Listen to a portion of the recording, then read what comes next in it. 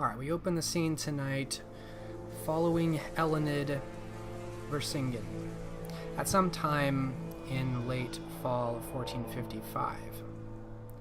Elined, after emerging from the tomb of Bath Tumulus and briefly engaging with Anaf Nemtet and the Giovanni, you were staked when you lost control and frenzied. And all went dark for you. It's not clear precisely how much time passed. You're briefly aware that you were moved and carried. And finally, after some time, you awaken, drawing breath instinctively, pointlessly, as a stake is withdrawn from your back, painfully. And after blinking a few times, you can see you are in a stone chamber, of stone blocks and bricks, a tower, castle perhaps. It's well lit in here, but extremely bare, very minimal. Who removed the stake? You don't immediately see until, while you're still on the ground, a dark robe skirt billows about in front of you, and you can see Ludovico standing over you, holding the bloody stake with a calm but grim look. Do I need to roll for self-control considering I'm only at 3 blood? There's no immediate trigger for you, so to speak, so I will not require one yet, although obviously so close to starvation, blood is never far from your mind. As she awakens and sees who it is, she will narrow her eyes at him. Before we get started, let us take care of the immediate concern. And he steps into the hallway, speaking to someone just outside. 213. A boy steps in, presenting himself in some peasant garb, maybe 18 or 19 years old, the glazed over look. He kneels down in front of you.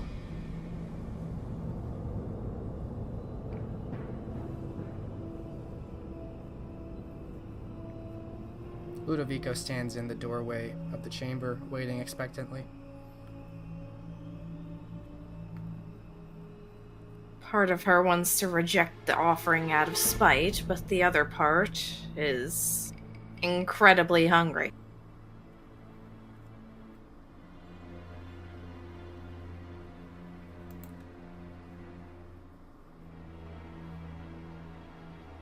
So, with some reluctance, she will feed, but she does not look happy about it. Initially, you look very displeased, looking at Ludovico over the shoulder of this boy, but you're lost quickly in the nectar of the vitae, drawing the life out of this boy. And soon all thought of Ludovico and your vengeance or spite drift away as you feed. I will not require a self-control roll from you if you let the beast feed all the way through.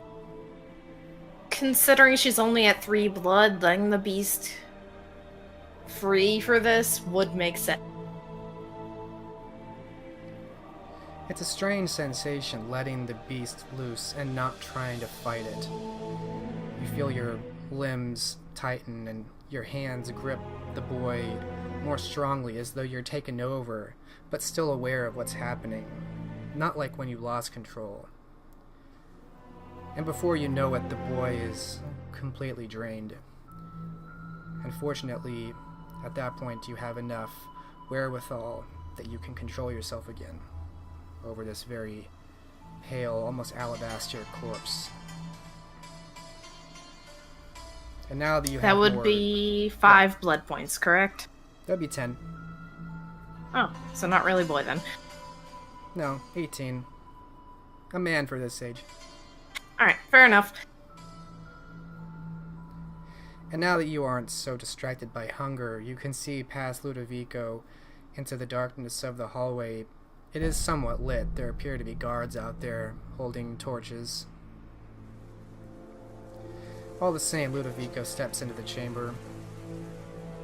She will wipe any remaining blood from her mouth, should there be any. Considering the beast was free instead, and could result in messier. You do find that there was really no grace in feeding, and there is quite a bit of a mess on you. Combined with the stab wound in your back and the dirt from the tomb, you're quite a mess right now.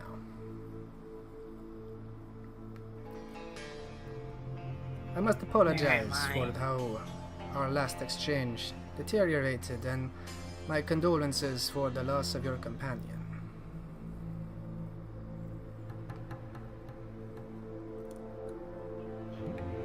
Her narrow gaze will fix on him yet again. You didn't seem so sorry about it when your compatriots were enacting it.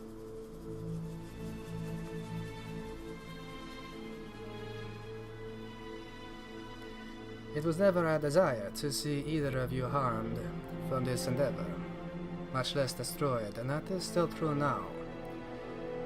You showed admirable bravery, if not recklessness. Where am I?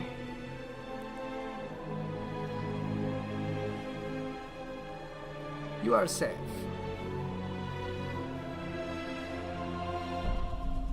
Safe is not a location.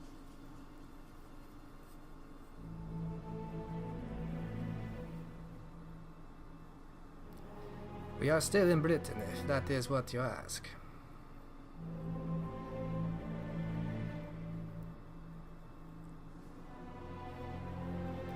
He continues to pace, kind of pacing more into the chamber, turning his back to you. We did not anticipate such zeal from either of you in defending the gravedigger, or that enough Nantet would execute the disarmed Gauntlet Lord.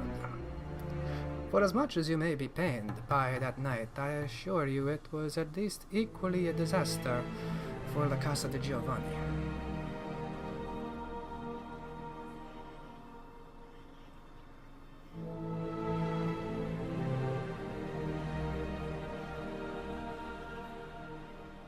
Tell me, is there a point to this ramble? There is. You still live. Choices can still be made. There is a future for both of us to salvage. Things can get better for you, Elined. They can also get much, much worse.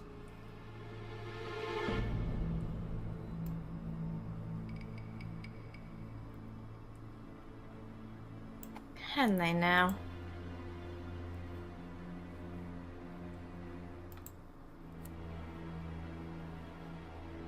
He stops pacing away to turn to you. In the past, you turned down the offer of hand of boon or favor. But what would you say to being offered the slayer of your companion?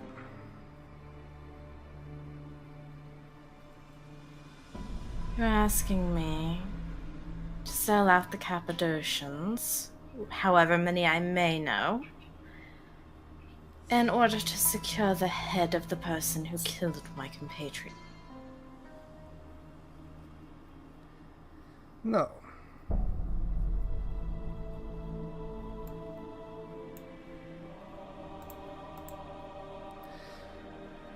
I would have you agree to let the past lie in that tomb of dark memories, and move forward. In exchange, I would ask that you do not share word with anyone that we were ever associated with the death of the Gauntlet Lord, that you speak only of enough Nantet's involvement, and you will have our support in finding the Moor. We will not require you to hunt the gravediggers. Elined will scan the room. Are there any openings or anything like that? So if she takes upon her shadow form, she can... Sadly, no. You think they thought of that, as the chamber you're in is extremely bare, and its solid stone walls, except for the entrance that Ludovico stepped through.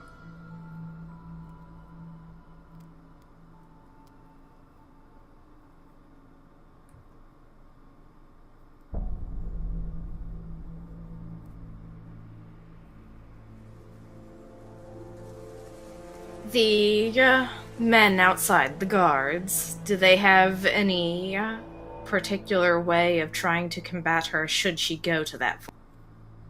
Yes, they're both any holding visible torches. way?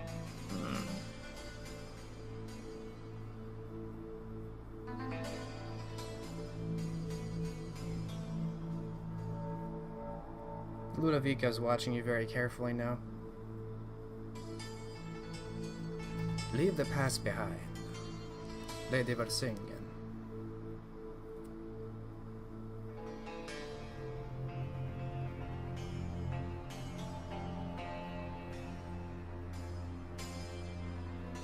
And if I do not, you are likely going to kill me, am I correct?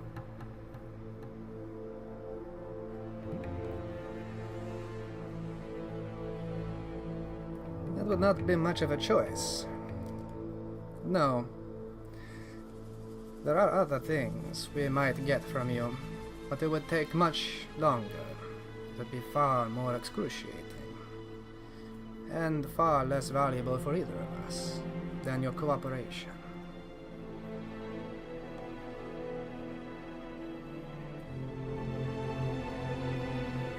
But if that is the choice, then that is the way forward. I am merely trying to get the full grasp of the situation.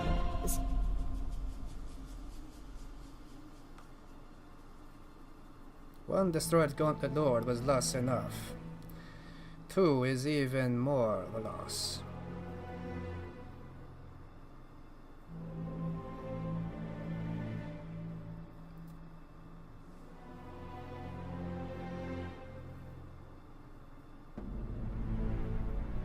I do have my own terms. I will not, I repeat, will not sell out any Cappadocians I may or may not know.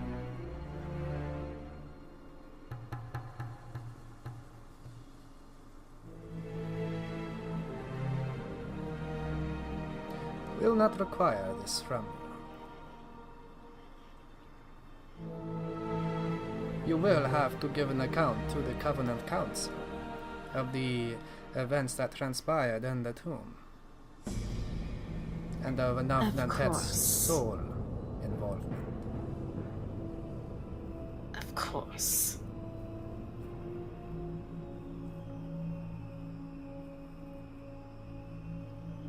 Anyone looking at her can tell from her expression that she is definitely not happy with this, but she fully understands if she intends to live to the next night, she doesn't really have a choice. You can make a perception empathy roll. Standard difficulty.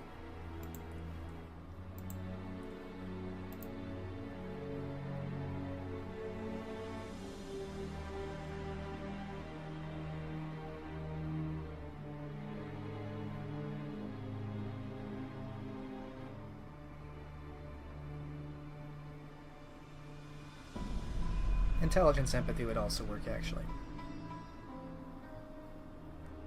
3 successes, that's enough. Between your interactions, what you're seeing now, and what you know about Ludovico, you don't think that he would actually destroy you in this moment, and that, given his history and what you know, it's a very mercantile and mercenary exchange. You think he probably would try to get something out of you, but you don't think that destroying you is actually on the table.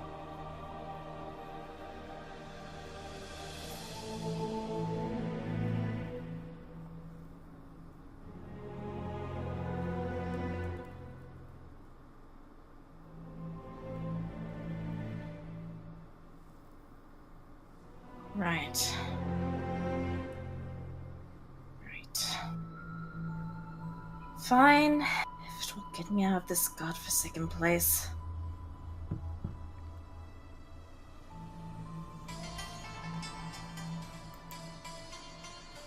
A smile begins to form on his face. He holds a hand out.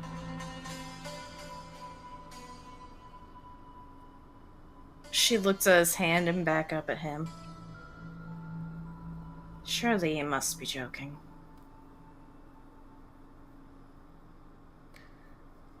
Perhaps things are different from here, but where I come from, it is a good sign of promise intent. I will settle for your word and a handshake. Very well. And before she does this, she's gonna do the super paranoid thing she usually does before agreeing to deals, and try to see if she can notice any occult things in the room or around her that would force her to stick to her word. Sure. Perception, occult, standard difficulty.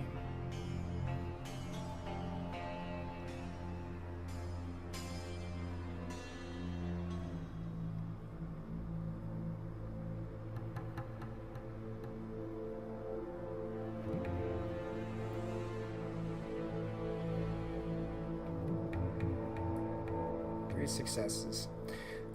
No, you don't see anything abnormal, no occult sigils or anything else out of place that suggests this is a targeted trap of any kind. He seems to just be taking you on your word that you won't tell anyone the truth. Alright. She will rise to her feet and shake his hand.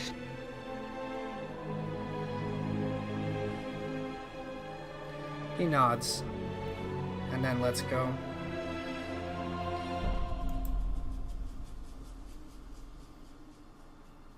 He turns back to step into the hallway, and says a few things in Italian to his men. They depart. The torchlight starts to get farther from the entrance.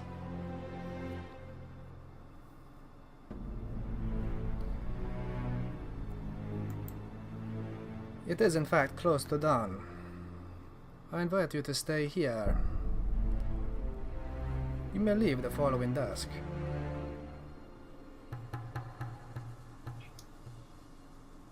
Very well then.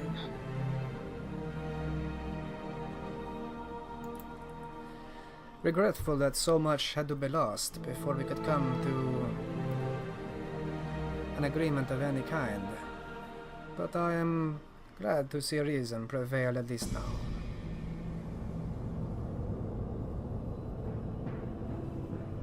And then he starts to walk further down the hallway out of sight, leaving you in this chamber.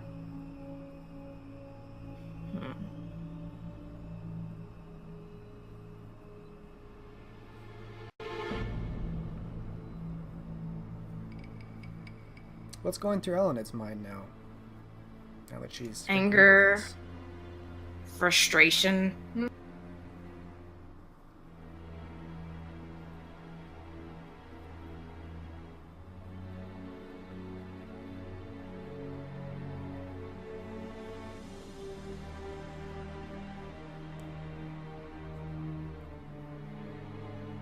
what will she do next? She is more concerned with trying to figure out exactly where she is.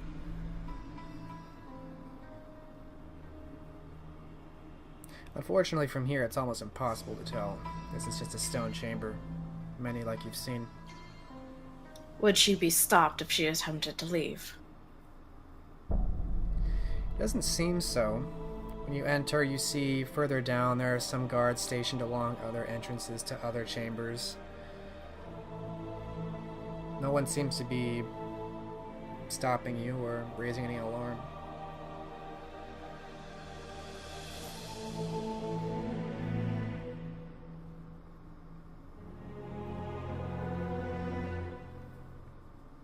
Then...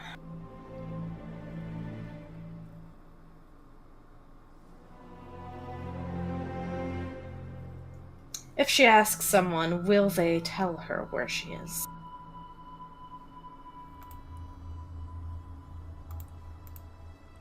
Sure, you find some guard, and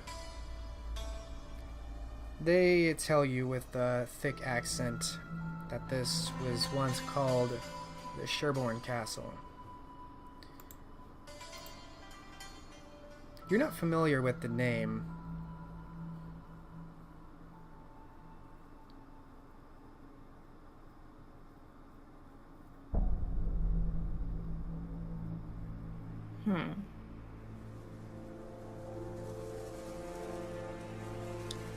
No, she is not. She will ask if they have any maps so she can figure out upon where this place is. As to better plan her traveling arrangements for the following night. You eventually get a hold of one of the castle stewards, who points out that you're in southern England near Somerset. You're actually not terribly far from Bath Tumulus, maybe 30 or 40 miles south.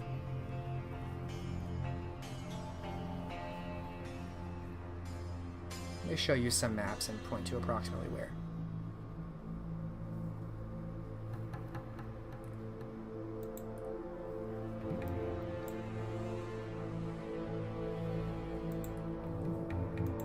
By that point, it's so late in the day, or the night, that you can feel day coming. You are shown that there is a chamber that you may take up. Then she will do so. It's better appointed than your other chamber. This one actually has windows. Of course, they're barred up, closed, wooden panels and drapes in front. There's some bookshelves, a large bed, study, screen, wash basin.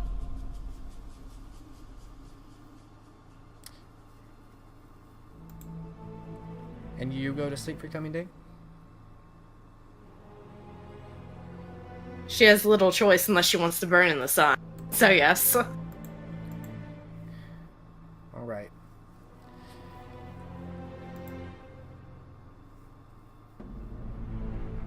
So you go to sleep. The day takes you in until you rise for the next evening.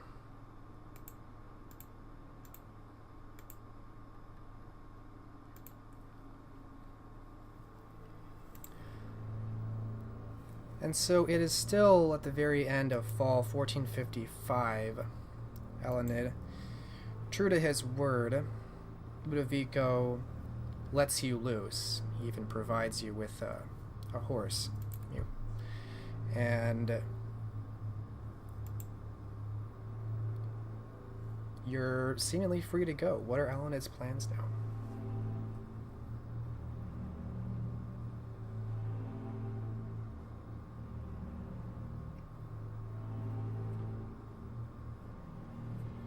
Her first plans would be to procure herself some non-bloodied clothes. And after that, she will head to her home. She wants to see what all is left with the carriage. You're heading where? Bristol.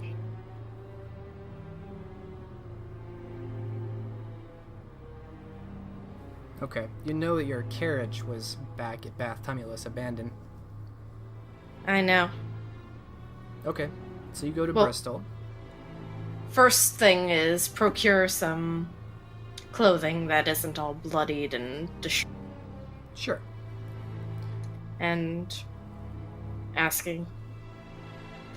And while she's there, she would ask the guards well, not the guards, but if she could ask Ludovico, she'd ask if he or any in his group ended up raiding their carriage or not. You are provided some clothes by Gianna, one of the other Giovanni who's at the castle. They don't quite fit, but close enough. in figure. As far as your carriage, Ludovico isn't sure. They left quickly after you were staked. They were not in a hurry to remain, although he does know that Anaf Nantet exsanguinated both of your horses. Yes, that much she saw. So, she will make it to her home city of Bristol.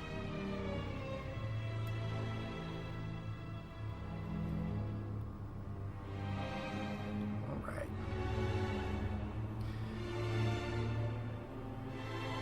She understands she's probably closer to the Malkavian prince, but she is in no hurry to go visit her anytime soon.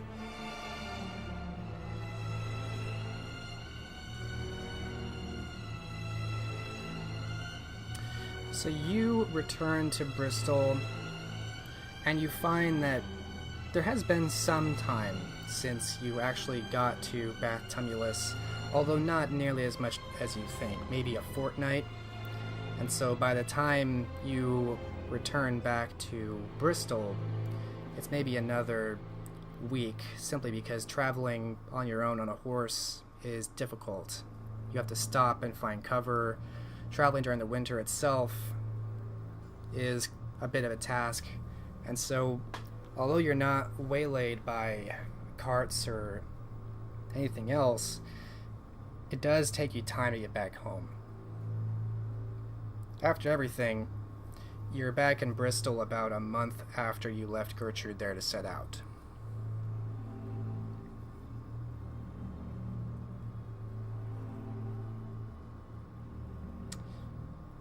Okay. This does pose an interesting challenge, because I had a different idea in mind for introducing our new character. But I think I can pivot.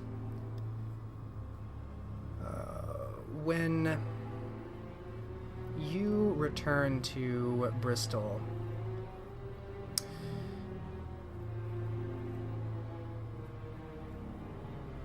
we are going to open the scene at the manor of your sire, when you find Gertrude for the first time, on the night of your arrival.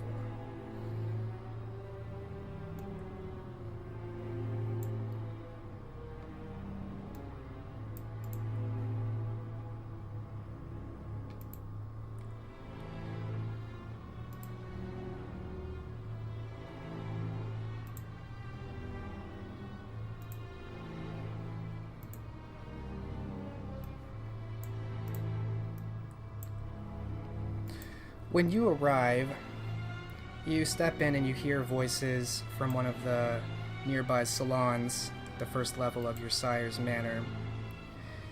And you turn the corner. Of course, you recognize Gertrude's voice. She sounds a little bit alarmed. And she's speaking to someone, a man of some kind.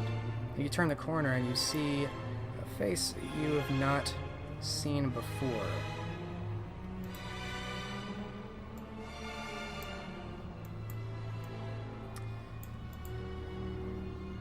Nicholas Ridley, would you please like to give me a description of what Elined sees?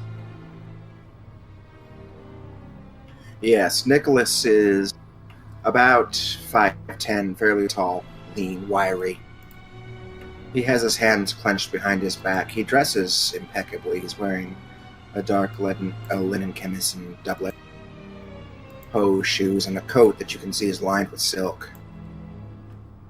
His face is very severe. He looks to be an older man, perhaps in his late 30s.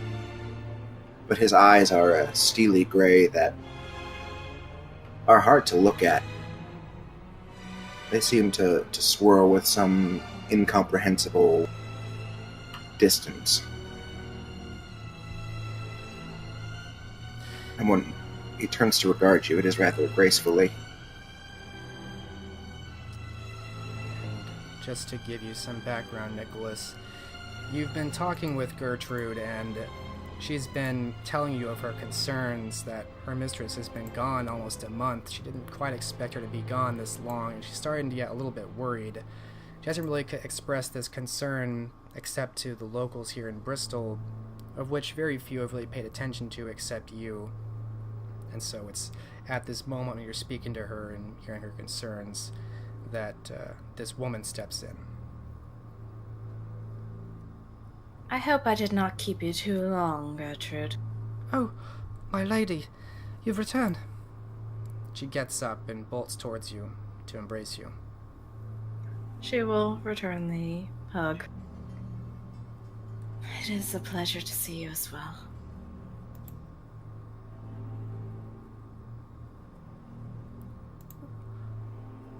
Were you not with another traveler? She looks away at the mention of the other traveler. There were some troubles in the travels. Is that He why? did not make it. Her eyes widen and her face sinks.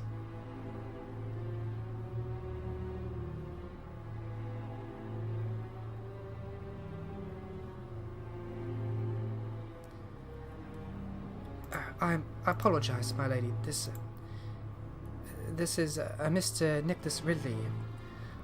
I was worried. I hadn't seen you in a month. I began to ask around if others had seen you or would be able to help.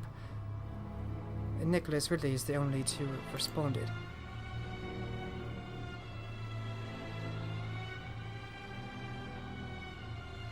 I apologize for getting you wrapped up in this mess, Mr. Ridley.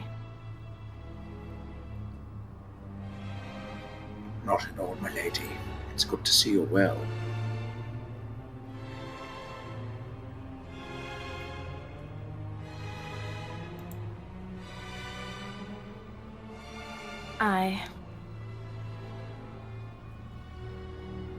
It is good to see that Gertrude is still well as well, and that the city for the most part seems to be as it was before.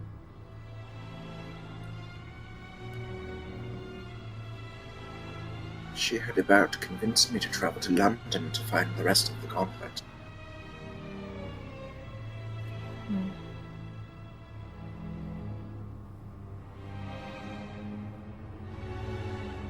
I assume your partner was one Cormac de Courcy, another lord of the gauntlet. Aye, that he was. He nods slowly. Unfortunate. He was formidable. How was he felled?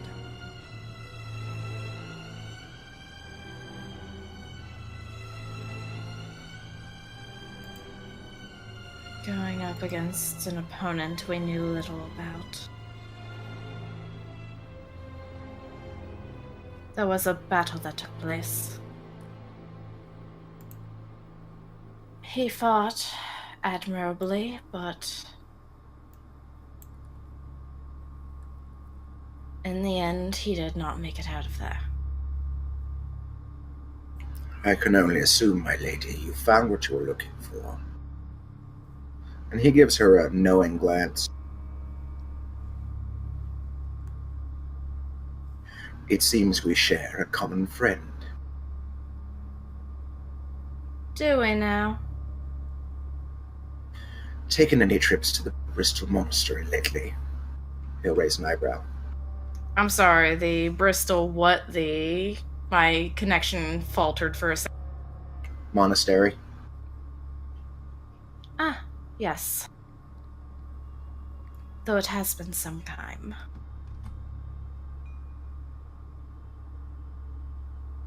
Our shared friend likes to visit there often. He's especially enamored of the crypts. Good. Good. Then to answer your question, yes.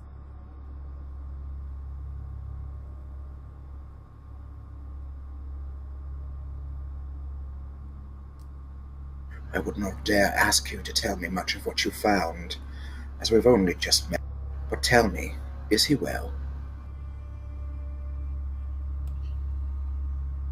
He is still existing.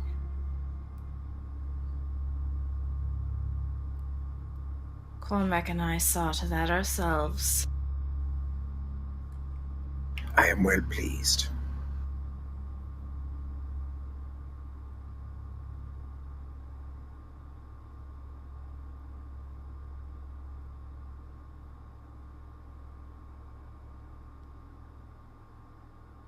So, now only 2 members of the original Gauntlet remain. What do you think the Covenant is going to do about that?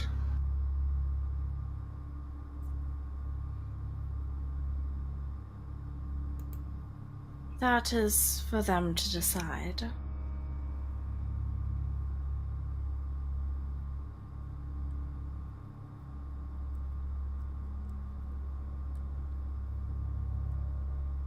I cannot help but think that our paths have intersected for a reason.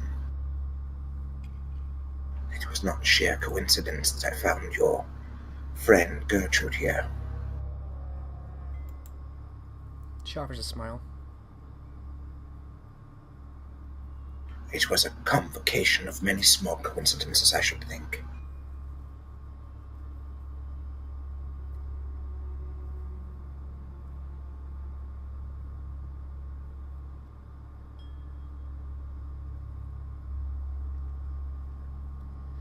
Gertrude's eyes kind of widen briefly, and then she looks up back to you, Elined. The boy. It is. Gautier. Oh. Yes. I must send word. This is not going to be beneficial news for him. That poor lad.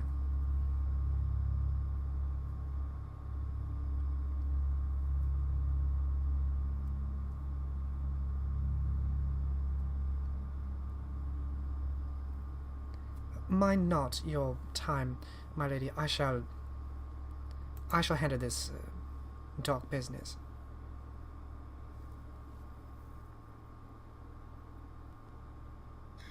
Oh.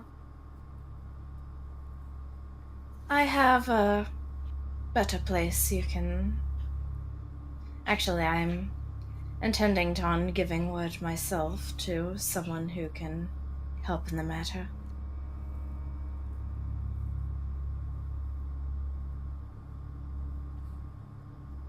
She looks confused.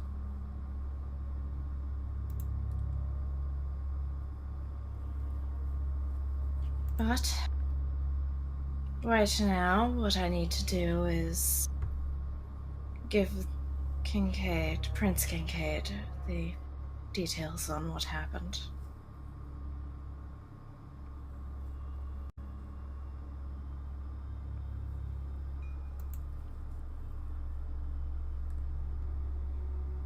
Which would be a good part to ask. What moon phase is it?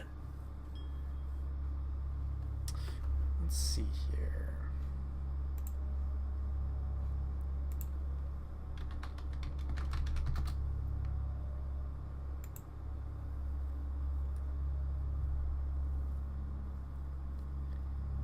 We're gonna say it's a waxing crescent. So not one of the stay away from him days. Got it. No.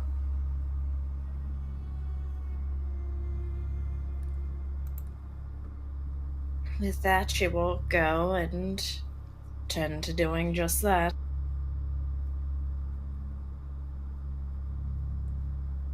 My lady, a moment if I might. She will stop and turn towards him. We can speak as we walk if you like. Very well.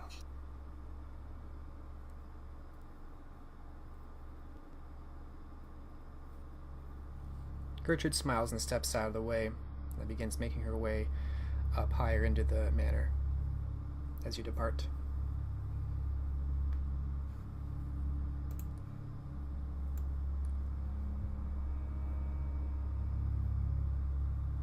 The two of you step out into the street together, heading presumably towards the prince. That we are.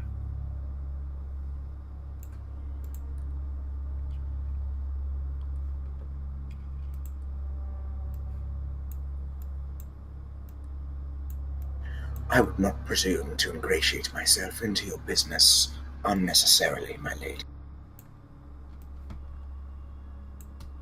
But I do wonder, do you have plans to return to London soon?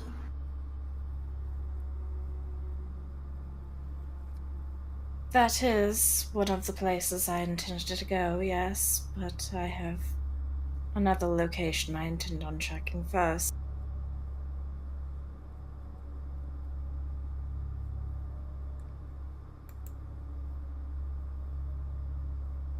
None of my business, of course. But I was hoping I might accompany you to London to discuss with the rest of the Gauntlet a proposition.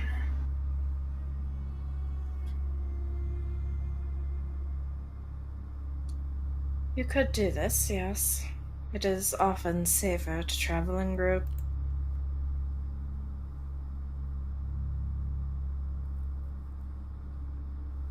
He says nothing, walking with his hands clenched behind his back still.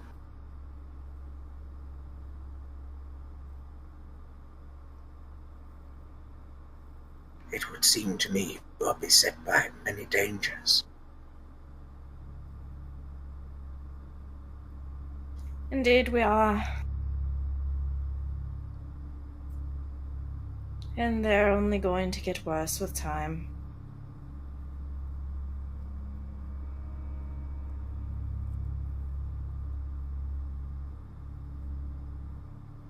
And I do hope I might be able to be of some assistance.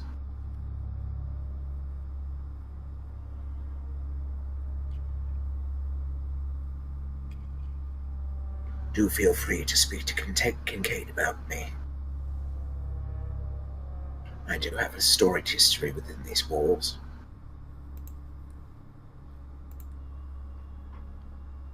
I will keep that in mind.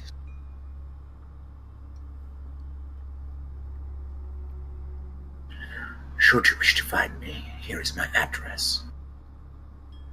And he will take from the pocket of the coat a card.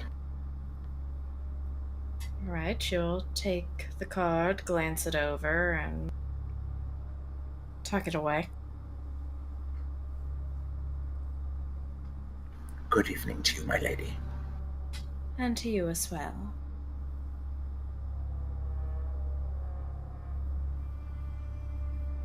He doesn't so much walk away as just stop walking as she continues on.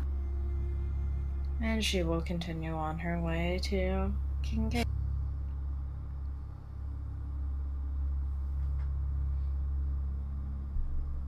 Whether she chooses to look back or not, he is staring at her egress, his face implacable.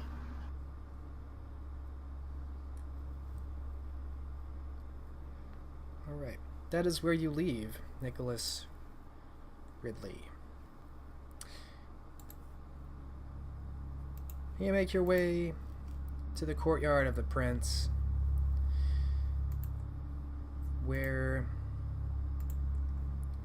you meet Bartleby, his man, and are again ushered in to his very large estate, past this strange, low-set apple tree.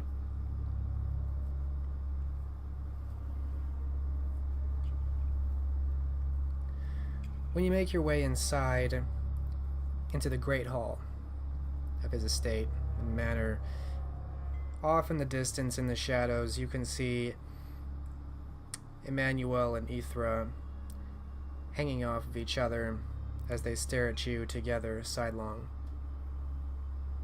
watching you at a distance with hunger in their eyes. It's an unsettling look. You're not made to wait long before Kincaid does present himself, entering through one of the very large open double doors. This very small, relatively small and diminutive figure, this 19-year-old boy, steps in. You're reminded briefly of the boy that you exsanguinated. Very similar in physical features, but worlds away in character. She will curtsy out of respect. He offers a very faint smile that does not even begin to reach his eyes. It's an alien look, a forced, mechanical expression. Even while curtsying, her expression is a serious one. Her usual polite smile is nowhere to be found. My dear, please sit. He gestures faintly to a nearby sofa lounge. She will indeed go do so. He sits across from you, across a square glass table. The fine glass statuette kind of figure there. It is always a pleasure to have you return.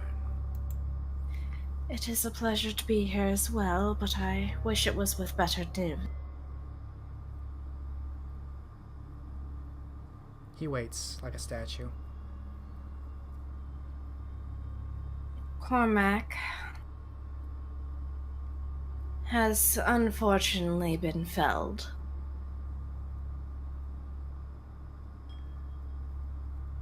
I see. Regrettable. And the perpetrator himself was enough Nimtet. His eyebrow raises ever so slightly. I did notice some interesting things in that altercation. Being able to use his tongue as a weapon. Almost snake-like skin, or scales, rather. I admittedly have never seen anything like that before. Perhaps you should begin at the start of this great calamity. Yes.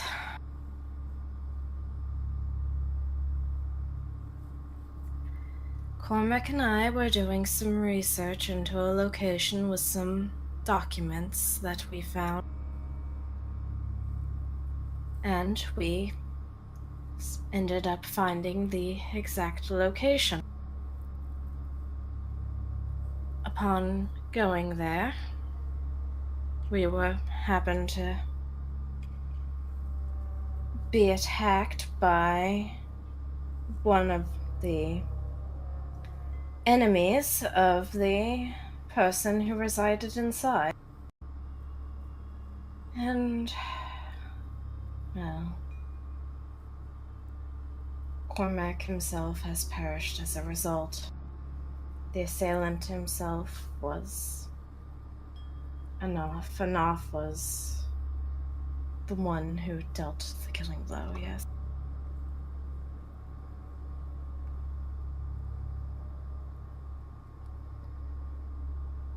After coming here, I was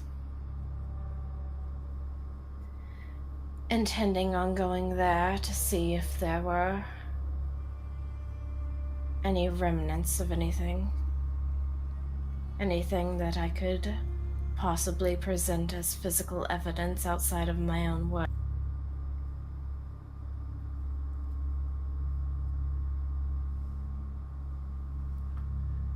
Nearly since the inception of the Covenant, Anaf Namtet has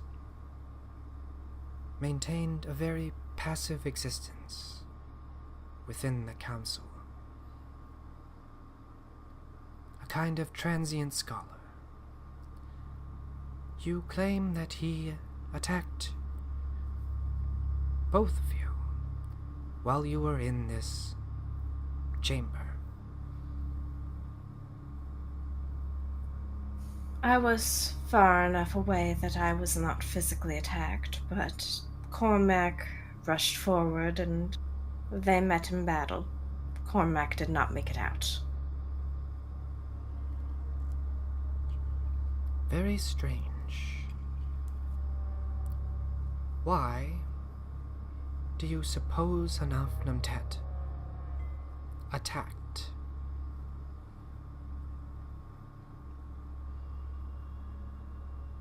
He mentioned something along the lines of the person inside being a enemy of his people or some sort.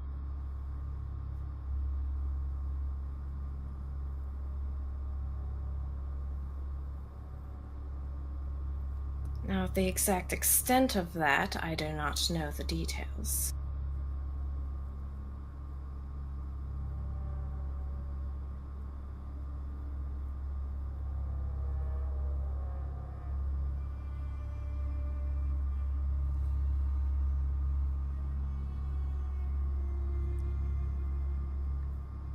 Very brave to defend with your own lives this tomb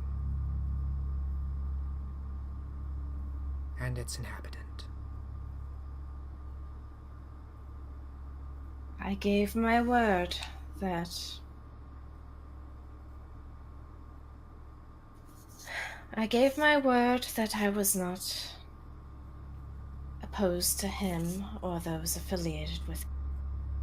He is simply caught in an unfortunate circumstance.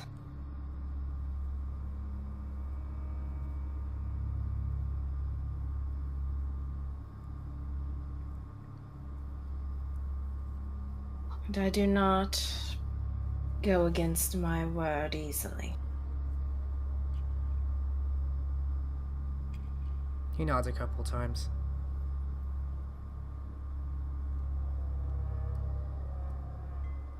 That is one of the reasons why you are one of my most favored subjects.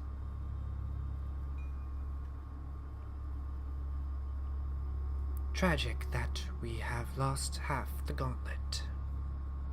His eyes kind of drift off to the side in thought. Of course, news must be spread of this, and of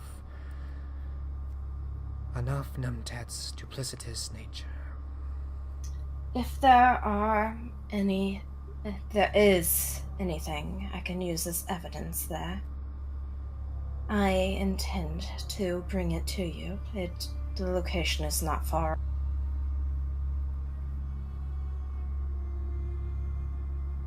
Have you a retinue to bring? Not at this moment, no, but I could perhaps.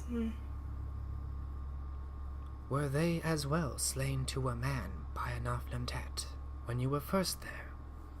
I did not have a retinue. It was myself and Cormacs. My apologies, I misunderstood. I assumed you were speaking of returning there if I had one or not.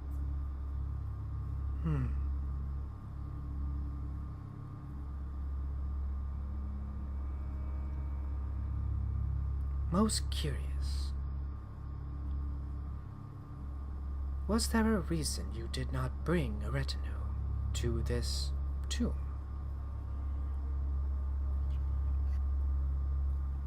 We did not want to give the wrong idea. If we showed up with armed forces, it could very well be seen as a hostile approach to what was initially meant to be a diplomatic matter.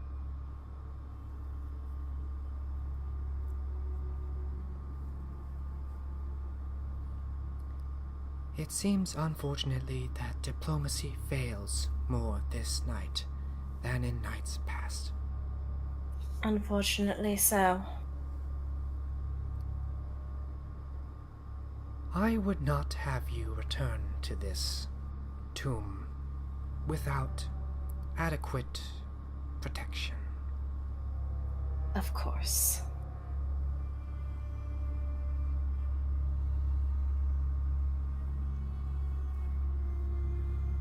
He motions behind you, and eventually Bartleby crosses this very large open chamber.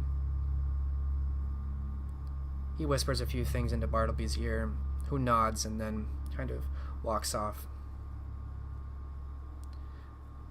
I shall have a force and supplies prepared.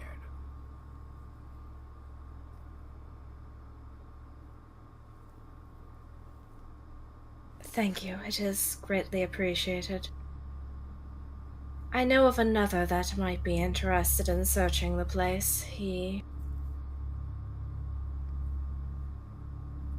is a man that was introduced to me as Mr. Ridley. Ah, yes, Mr. Ridley.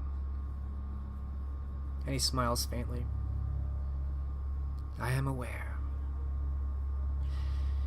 He would make a fine addition. And of course, as a Gauntlet Lord, it is your discretion to recruit as you need.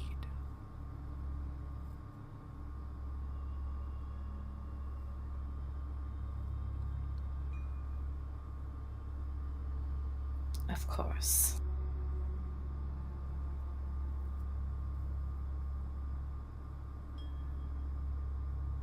Is there anything else, Lady Elined?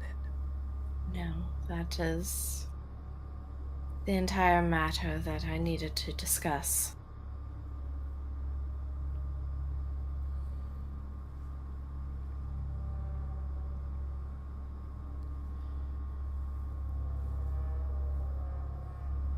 He nods once, and then stands up, very gracefully.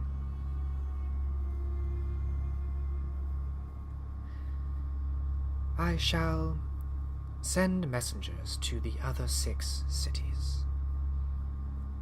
Given the state of affairs, we may require a council meeting to determine if the gauntlet must be reformed, now that half have been removed. Of course.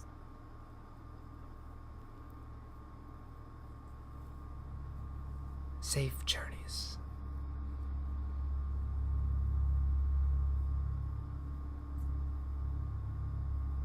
He offers you again a very faint smile, just curling his lips up, and turns to exit.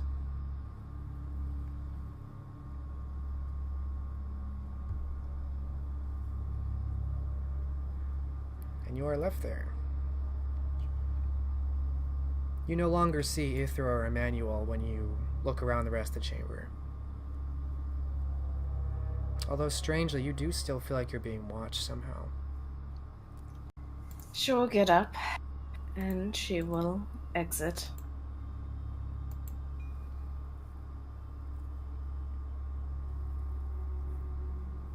There are a couple times when you're walking back through the Great Hall, you're certain you smell the faint scent of lavender or rose perfume,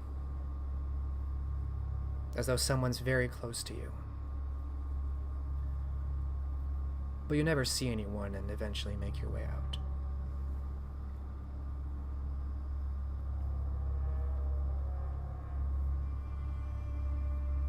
What are Elined's plans now, in broad strokes? She will attempt to recruit Mr. Ridley for returning to the tomb.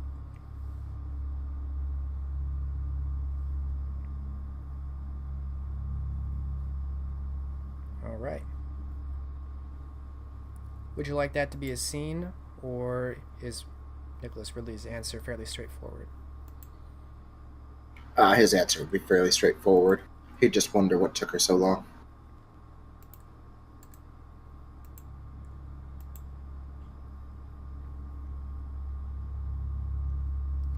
All right.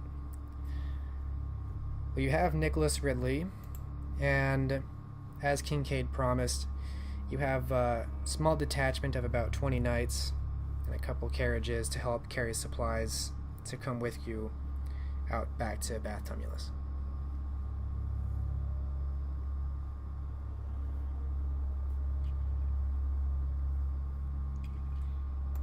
And you depart immediately for Bath Tumulus with this group? If we have enough time to do so tonight. This is kind of in the next couple nights. Okay, in the next couple nights, then yeah. Okay. You bring Gertrude?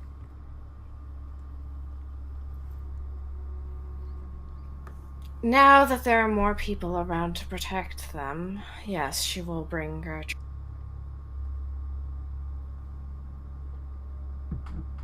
Okay. Oh, in those few days, she would have refilled Gertrude on that 1 dot per month ghoul bleed. Yeah, I'm not keeping very close track of that. Unless people start to get crazy. And she is pleased, of course, to come with you anywhere. Despite her nature, you think Gertrude would follow you into the gates of hell. Such is the blood bond. And you return to the entrance to Bath Tumulus, where you find, the two of you find a broken down carriage. It looks like it's been rifled through. There are a couple dead horses there that by this point are a mixture of bone and muscle and sinew.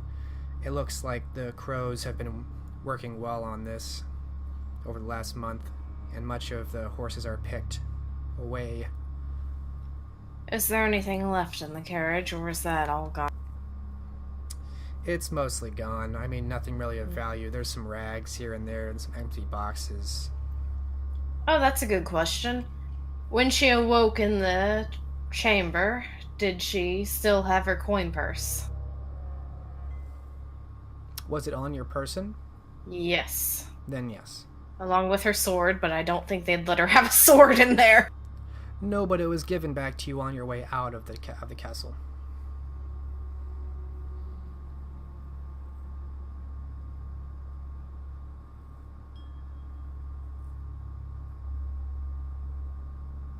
Very well.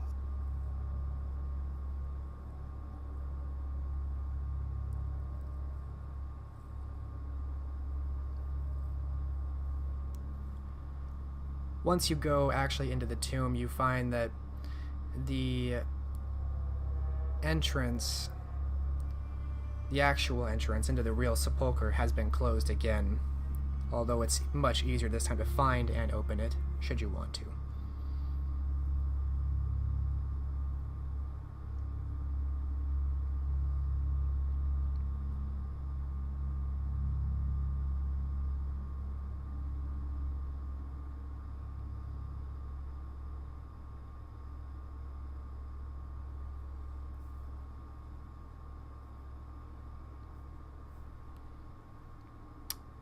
What do the two of you do? Elined will have the men search the exterior area of the place. Okay.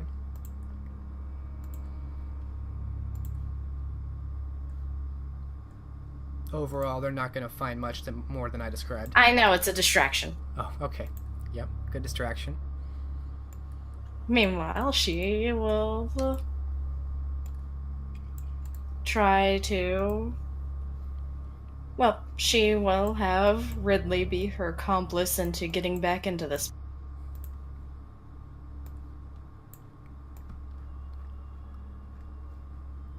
Alright. Nicholas, you, by direction of Elined, find that Bath Tumulus is not what it appears to be at first glance, and after some application of supernatural strength, you move aside one of these very large lumbering stone walls, revealing a deep descending staircase that leads you down very deep into the ground. And this time, Elined, it is much as you found it the first time. The large chamber where this battle took place is pitch black again, except for the small lantern that you have. She will go to the location where Cormac fell. Are the ashes and his ring and weapons still there?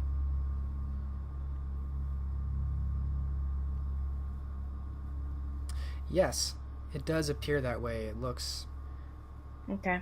barely untouched. Then she will gather the ashes into a spare pouch she brought along and pick up the belongings that fell on the ground. That is her only business here.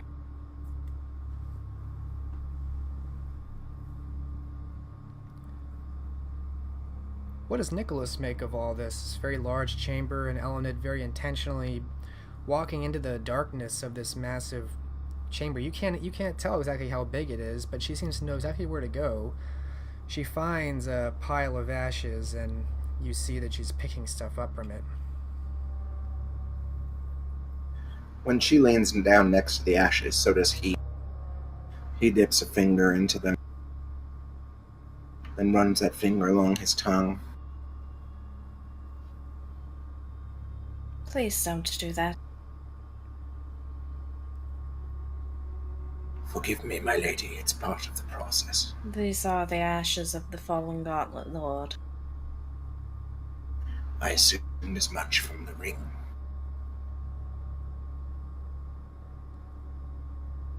How large is this place precisely? It is marvelously constructed. That it is. And it is best we leave before we anger any inhabitants.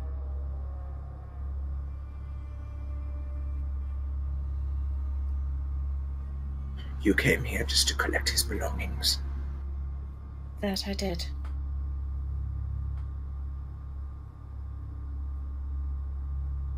Tell me, if it's not too prying, what are your thoughts on the matter?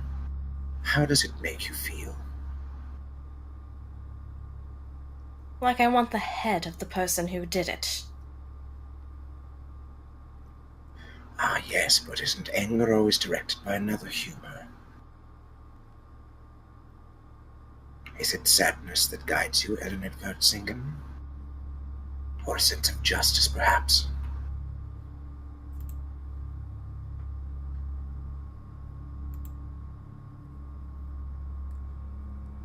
It is simple. He was my compatriot, and he was felled by a traitor. Did you love him?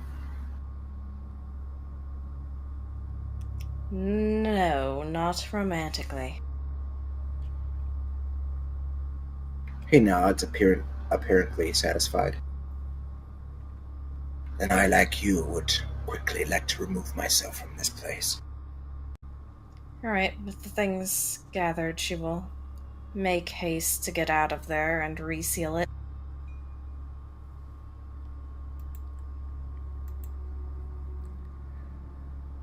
Alright. You push the stone slab back into place. Easier done with Nicholas's help. And one of the knights comes clanking up to you in his chain and plates. We found nothing out here, my lady.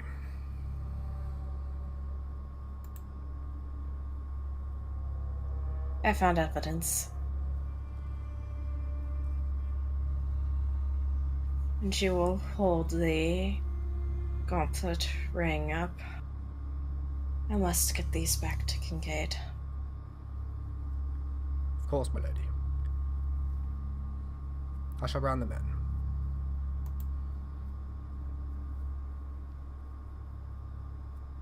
I would be careful about giving those to Kincaid. If there are things you would rather he not see.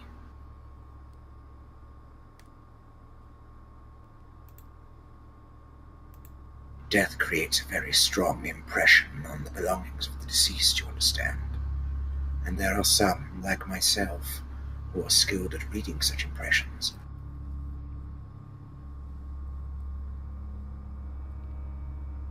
I understand.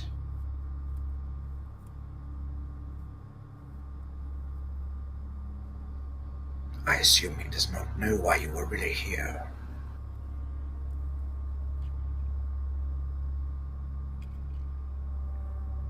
Our mutual friend made it very clear to me that Kincaid was not to know of his existence. Of course.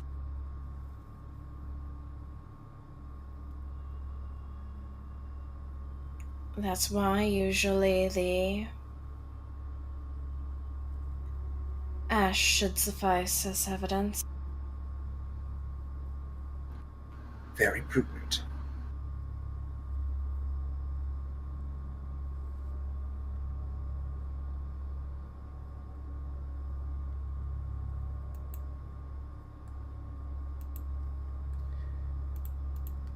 Soon enough, the knights mount up.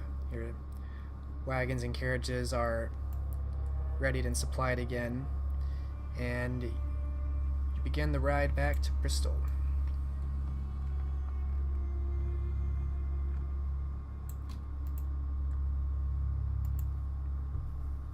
And you bring this to Kincaid? The only two she will bring is... Yes, she will bring the ash. Mm-hmm. And Ridley said he was skilled at reading things. That he did. She's bringing him along with the ring, so he can read it for the prince.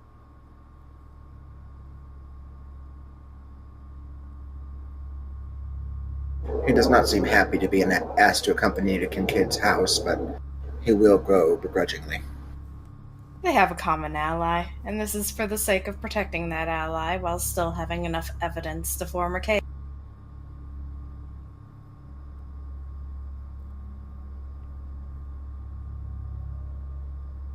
After all, who's to say the ash didn't belong to some other vampire that was felled in some other altercation just to take down one of their allies?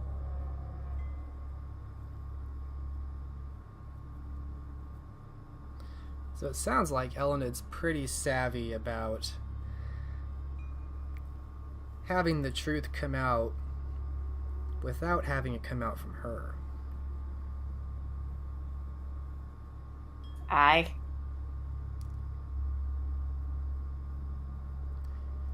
You did give your word to Ludovico that she would not say anything.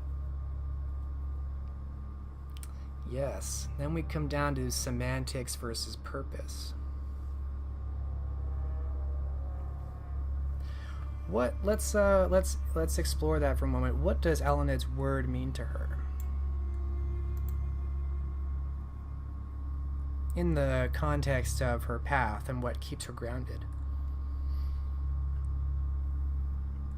Her word is what she likes to hold to as a moral compass.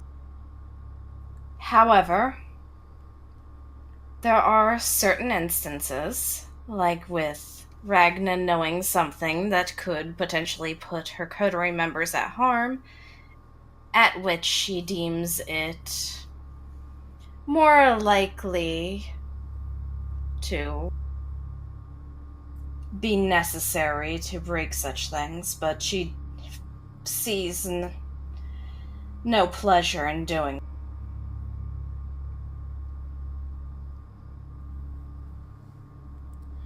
So Elined's moral compass sounds very flexible to me.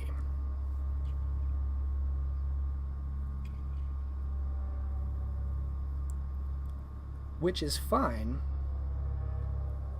but it also means that the ideas and the values and principles that keep you grounded are more easily bent open for the beast to emerge. It is not rigidly kept in place by rules you never break. You can break them here and there. So I'm not going to have you roll at a difficulty 9 for breaking your word if you go through with this. Of course. But definitely think something should happen if your moral code is that flexible.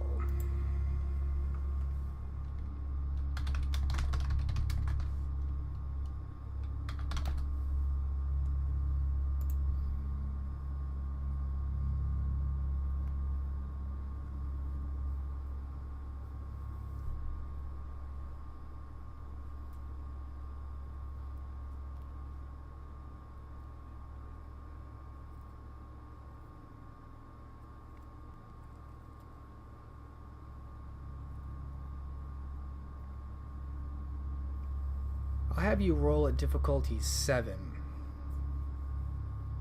Since it's not as clear-cut as the oath you gave to Ragna, but you are definitely opening up the beast to find more ways to get loose, as it finds more and more that this set of rules you live by is more like a set of guidelines. Much like the pirates, yes. Yes, like the pirates. So roll your conviction, difficulty 7. Okay, 1 success. You know that this is not tenable long term, and that ultimately, the more you do this, the more it will degrade, and the beast will more easily come out. But right now, you feel like it's enough. It's enough distance from breaking your word that you don't feel it any worse tonight. So, what does Nicholas do with the ashes of a former Gauntlet Lord? Well, it's less the ashes and more the ring.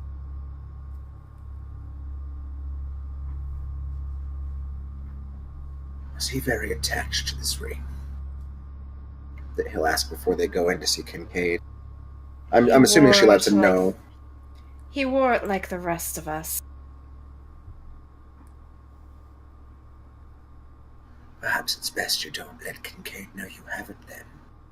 The Very sword well. should do fine. Very well.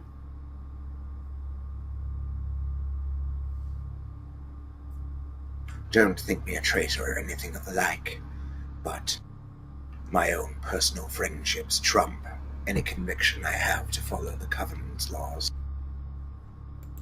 Of course.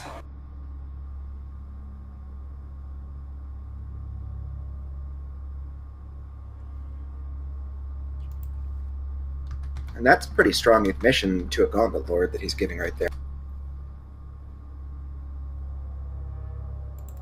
So perhaps he thinks Elined won't do anything about it, or that, judging from the way she's coaching him, that she doesn't find it atrocious. No, she doesn't find it atrocious. She is very well on the warpath right now, so she doesn't quite... Yes, the ashes on the sword should quite suffice.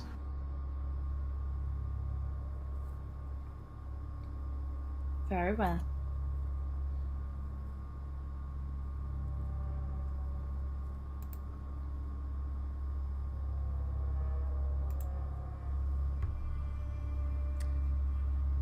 And what will he do now? Well, he's going to wait to see what Kincaid says, because he may not want him to do it. Okay.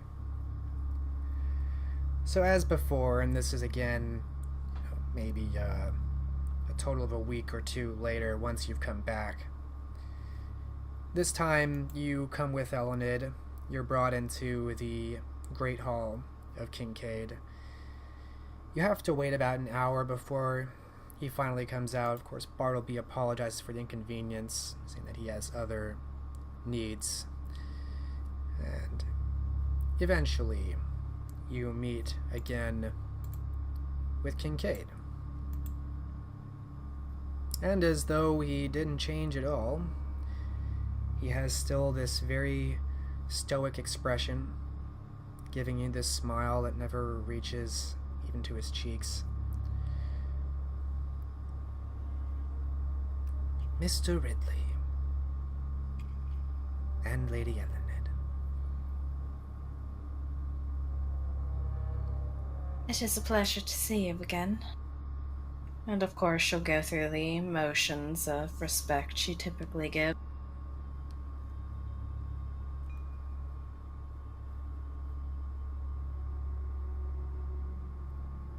Nicholas will bow slightly at the knees and tip his head a bit. Enough of a gesture of respect anyway. I trust that your expedition was fruitful, if you have returned so soon. We have retrieved the ashes and his sword.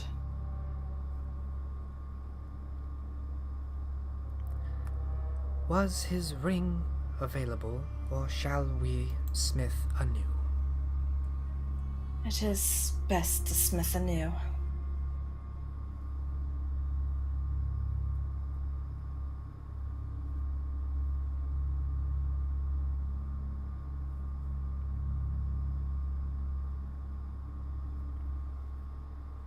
He looks between the two of you, his eyes falling on Nicholas.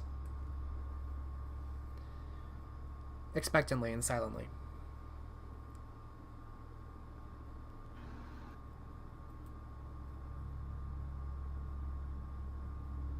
Nicholas will defer to Elined in this matter. She is the Gauntlet Lord after.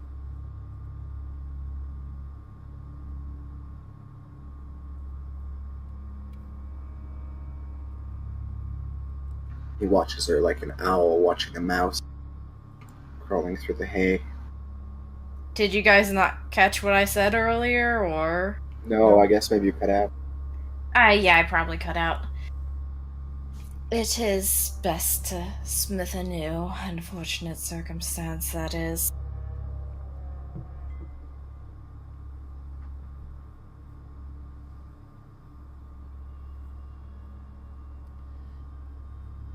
And so we shall.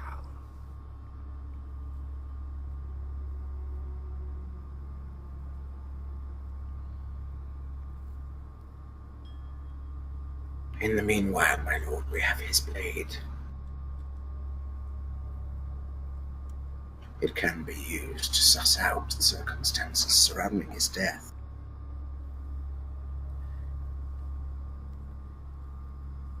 Elined did provide quite an illustrious description.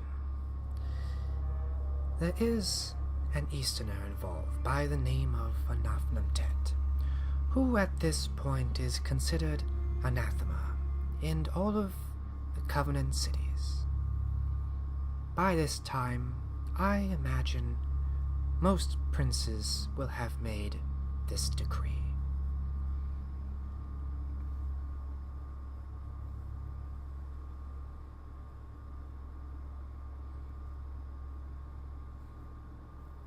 Then perhaps there is a little more we can glean. But I am willing to try all the same, if his lordship wishes it.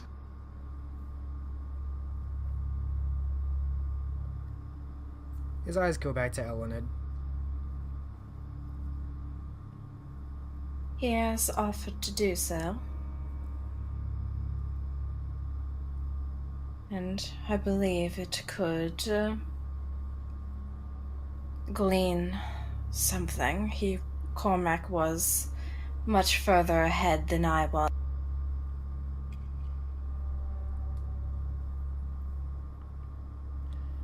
You did mention Anafnamtet displaying certain characteristics, which I associate most with those of the Far East, a group known as the Followers of Set. They have history as a most deceptive kind of Canite. I know not what else you hope to glean from his sword.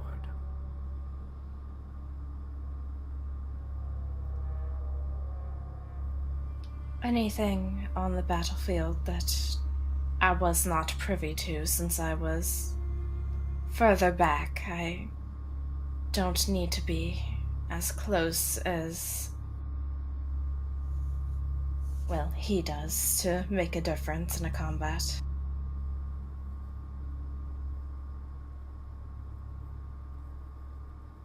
Nicholas looks over to Elined curiously.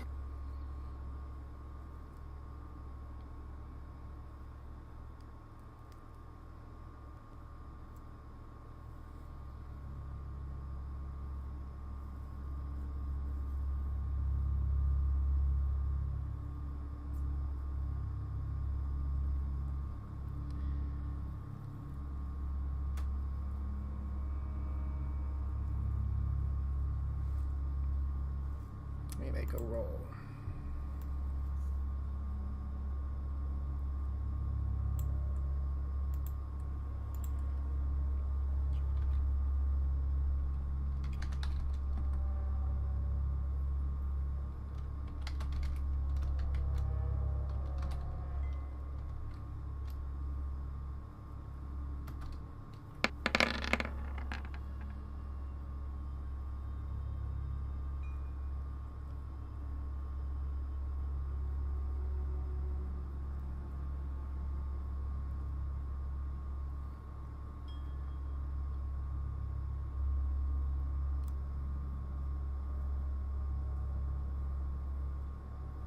Kincaid is silent for a very long time, watching you, Elined.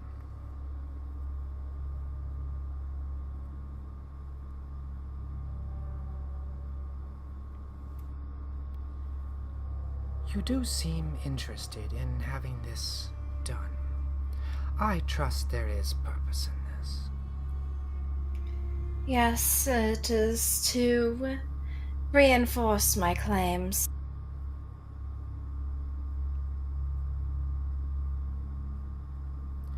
Give more support for the report has given. Your reputation is sterling, and your word trusted.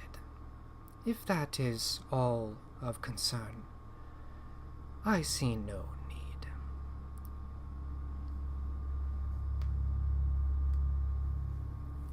His eyes don't leave yours. Unless there is another purpose.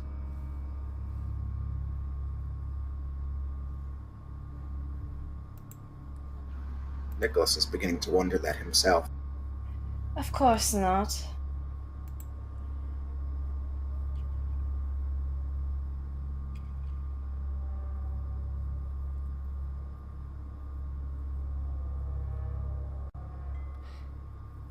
Then it seems perhaps your time has been wasted, Mr. Ridley. I apologize. Elined's word is, of course, highly respected amongst the Covenant Council.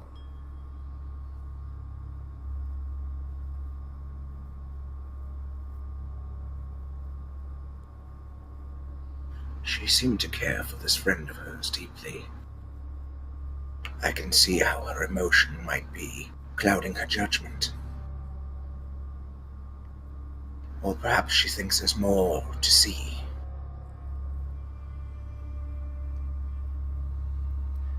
I would caution against perseveration. You are no fledgling, my dear. But the years have a way of wearing down at one's soul. Best not to deliberately subject your mind to the same assaults.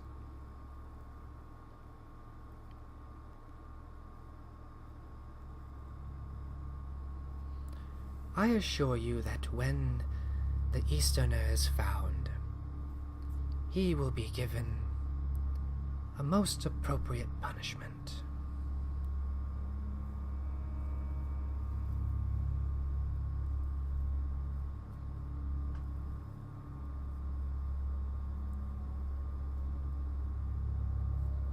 Of course.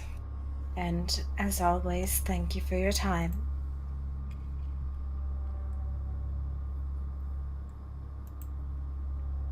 He does not nod or acknowledge you. His eyes linger on you for some time, and then he turns to leave.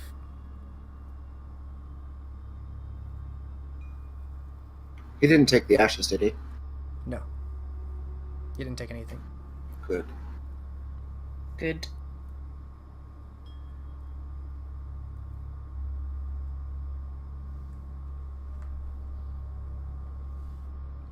And you're left seemingly alone in the Great Hall.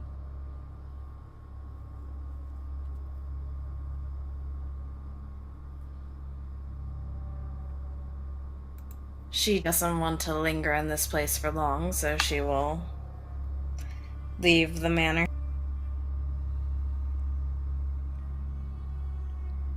Nicholas will follow, ready to, at a moment's notice to depart should she wave him away.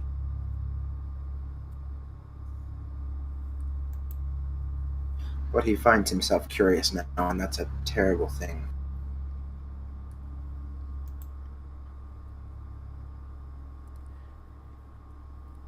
You pass through the shade of this low-hanging tree, through the courtyard of the manor, and the guards open the gates, stepping aside, and the two of you pass out under the light of the moon, back into the streets.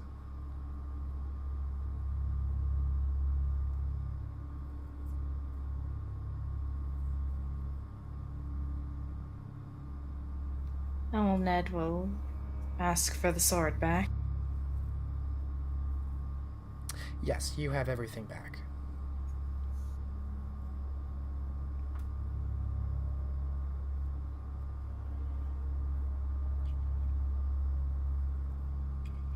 Oh, you mean of Ridley? Yes. Of course. And he'll hand it to her, hilt first. But the ashes, my lady, have you any use for them? Yes. Yes, I do. He doesn't look crestfallen. In fact, his face doesn't change at all. He's a bit hesitant handing them over, though. His eyes linger on the bag a little too long.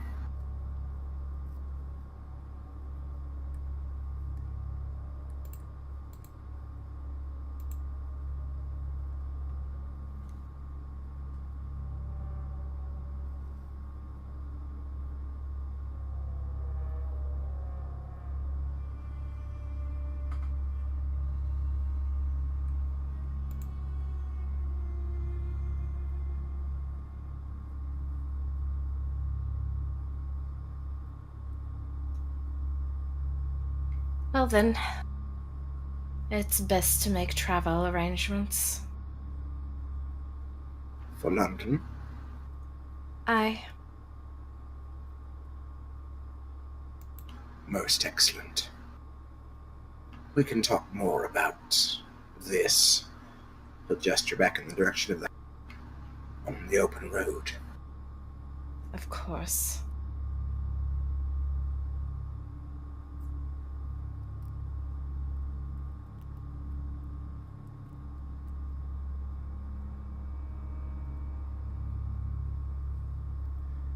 All right. And again, bringing Gertrude with you on the way to London? Yes. Okay. Then the scene fades as eventually the two of you, plus Gertrude, make arrangements to travel out of London, heading east or out of Bristol for London.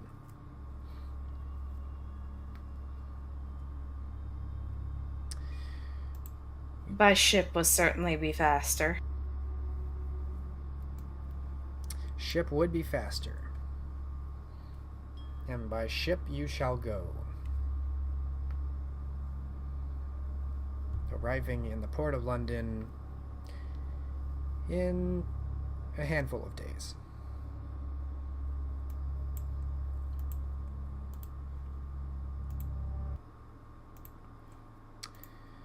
Meanwhile,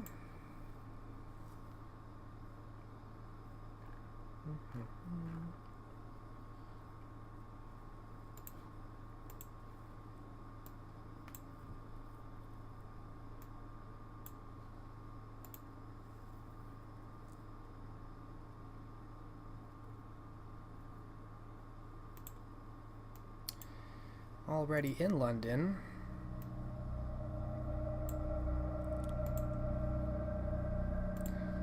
is Robert de Vere. Robert, it's been just a few nights since your meeting with the Archbishop and the ensuing mess with the young woman you fed on, unintentionally killing, and the disposing of afterwards. It's actually the night that you're going to have this dinner with the Archbishop. He's invited you to have this meeting to discuss your concerns and plans for Kent and Canterbury in private, at greater length. And you're walking through the streets of London on this night in winter, intending to head to this palace. The air outside is chilly and dry. There hasn't been much rain or snow in some time, which makes the winter sharper and more biting. Even your undead bones feel it. And while you're walking through one of these straightaways, you are intercepted by a man in a hooded cloak who makes himself known and obvious to you at a distance away. He looks old and moves with sluggish intention.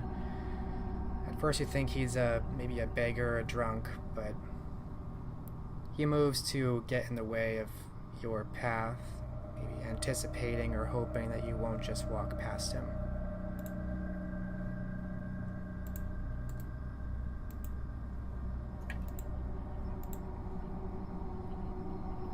Robert gives the man a tired and depressed look. And he'll stay standing awkwardly for a few moments, seeing if this man comes closer or says anything. If he doesn't, he'll keep walking on. Once he's gotten you to stop long enough to pay attention, you do hear an old voice from this man. Mr. Robert, good evening. You are looking rather fatigued tonight. Off to another banquet, I hope not.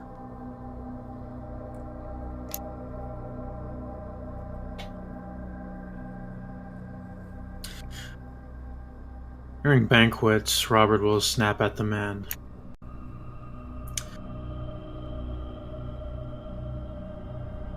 What do you know of banquets?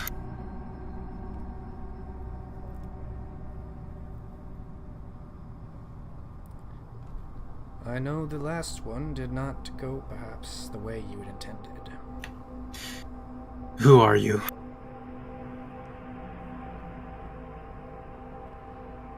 I'm representative of collected interests from a group you and I are both a part of, although you have much more official ranking than myself. Officially, I have no role, no rank, no name, but the message I carry is even more important than any of those things.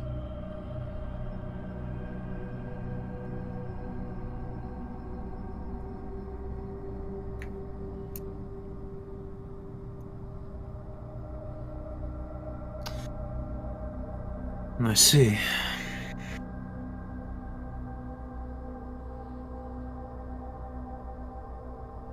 You have a message. I should hear it. He nods once. The message is an unspoken understanding, one you seem to have issued. The banquet you were at had many eyes of our kind, and you were seen in some very high-profile circles. That makes very old mutual friends of ours quite anxious.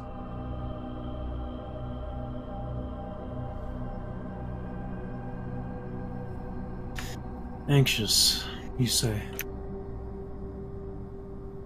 Anxious.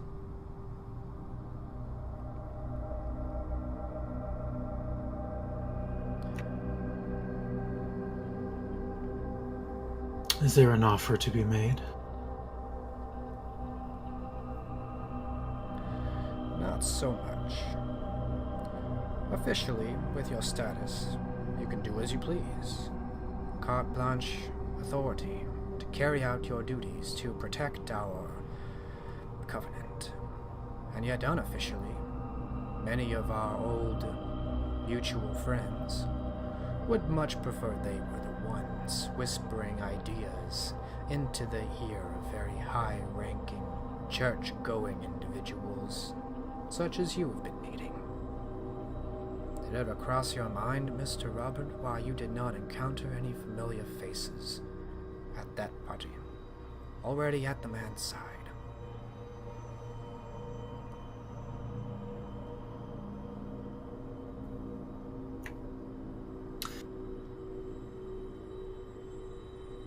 I suppose you are leading me on a trail to suspect that was the work of your associates.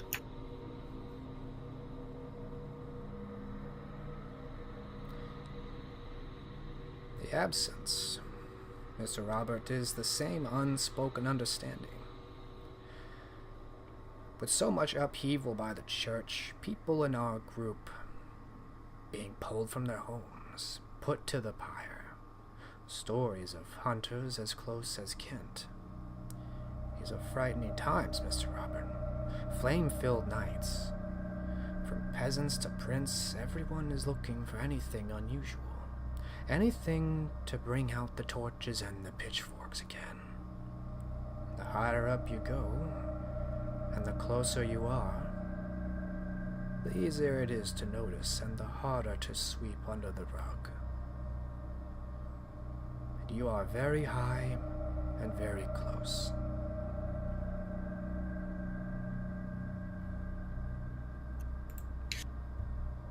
Your warning is noted. If there is nothing else, I will be on with my evening.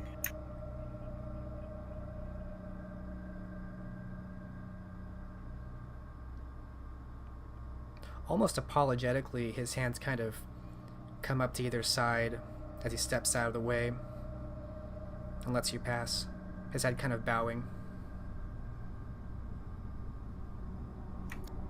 Robert gives a nod of approval and continues on his journey.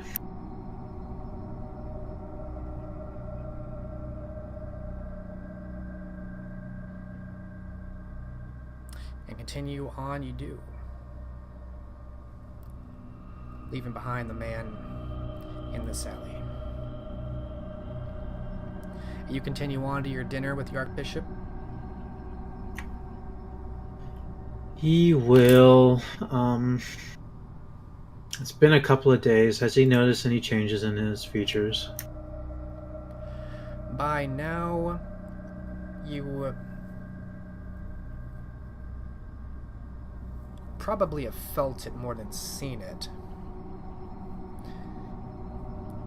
You think there is something definitely different about your countenance, and here and there in the reflections of polished copper, the occasional mirror, you don't immediately recognize yourself. You do a double take once or twice in the last couple of nights.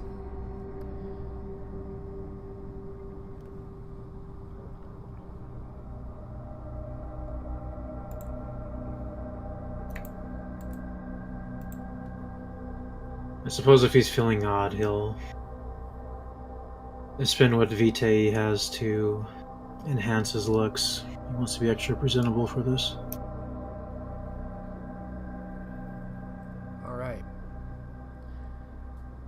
It will cost you an extra vitae now that you have sunk this low into humanity. But you can do it, and it does definitely go a long way to rejuvenating your face and making it look more lively and lifelike.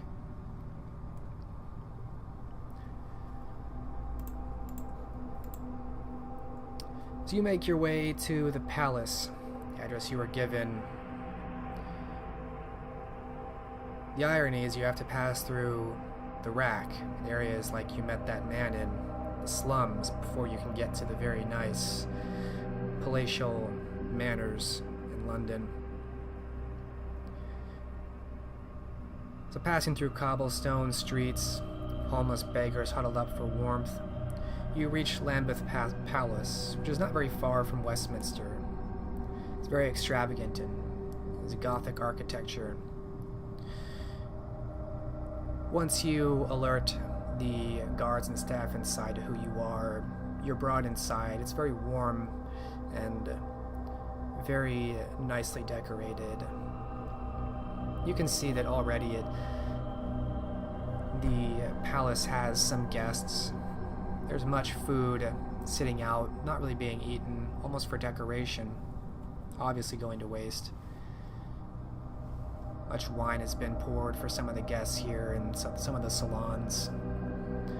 And you're kind of being escorted through all these areas of the palace as this steward takes you to one of the private chambers.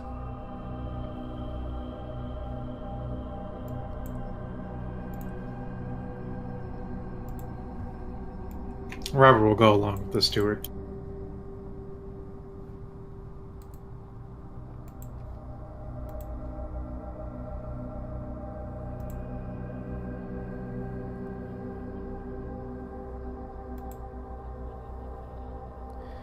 All right. You're brought into a private study.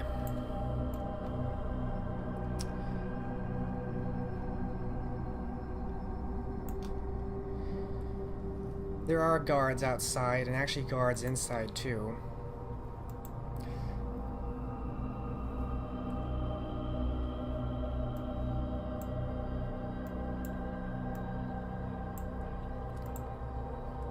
And you see the Archbishop.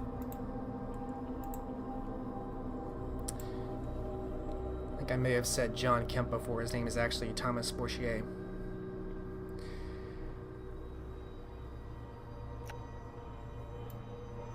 Okay. So you find the Archbishop sitting there. He smiles faintly as he recognizes your face.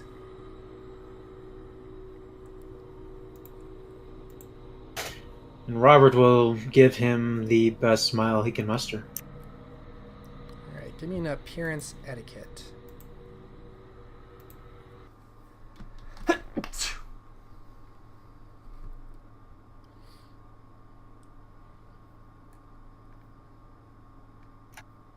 Standard difficulty.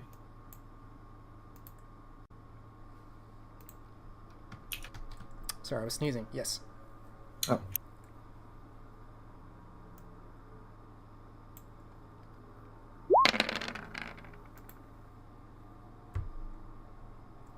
Two successes. You find it is a little bit more difficult to keep up appearances tonight, but you're holding it well together, minding the beast, and making sure to give all due respect here.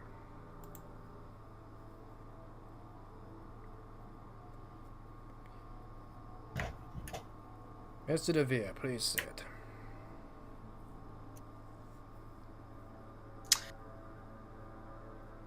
Thank you, Your Eminence. Robert will step forward and take a seat.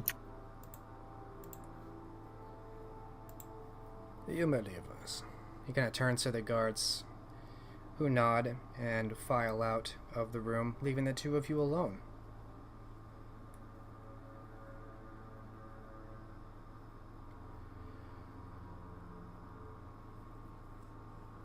Can I offer you some wine, Mr. DeVere?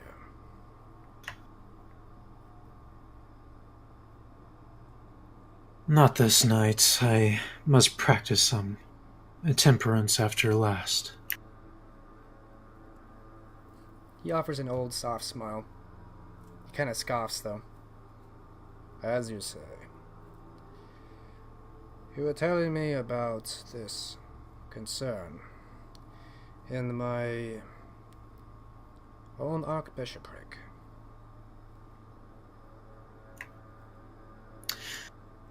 Yes, I assume you want more details. If you don't mind.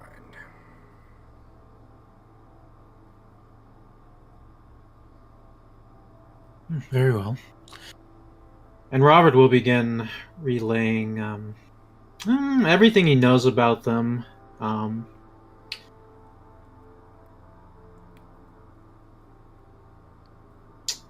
Including where they're staying. Alright, you give up the safe house?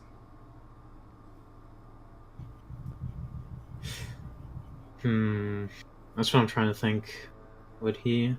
I think he'll withhold just the safe house, so if he does go back to Canterbury, he'll at least have an end to travel with the bishop's forces. Okay. You tell him the rest of these details.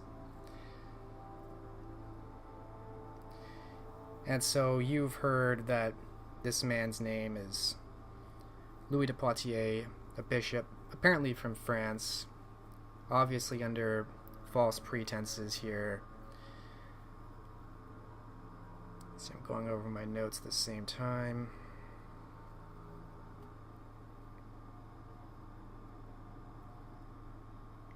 And similar to before, once you refresh the Archbishop's mind of what you told him several nights before, he seems almost equally upset.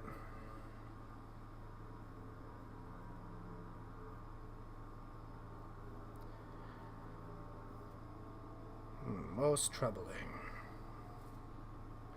Prior Thomas Goldstone. I thought I could trust Goldstone.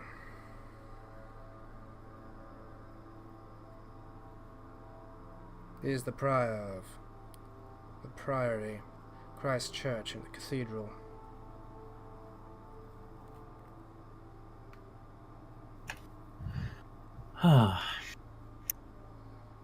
It will have been his doing that this Poitiers made it so far as the Cathedral.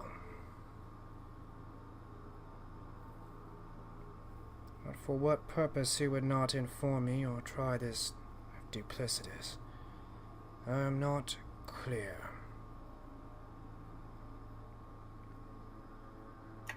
Do you have any suspicions?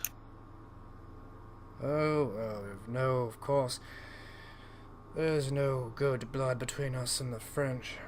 As far as Prior Goldstone, well, it would not be the first time a prior was bribed. Perhaps some other blackmail.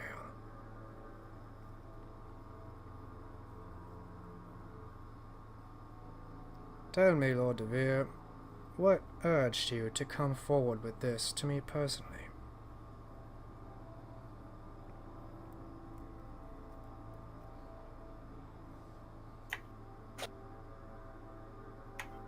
Robert will look in thought for a moment. He'll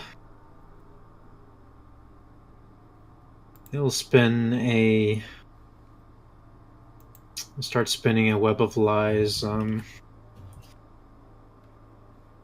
That he did indeed meet this man, and some of his words brought concern. And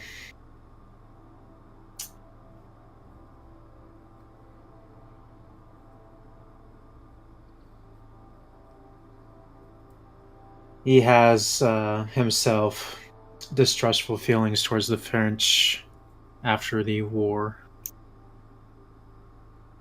Okay, so overall, you're kind of making up a story about this Bishop Louis de Poitiers, that you're suspicious of him because the French can't be trusted. You met with him and thought that it was better to go above the prior and straight to the Archbishop. Mm-hmm. Okay. Give me manipulation, subterfuge, standard difficulty.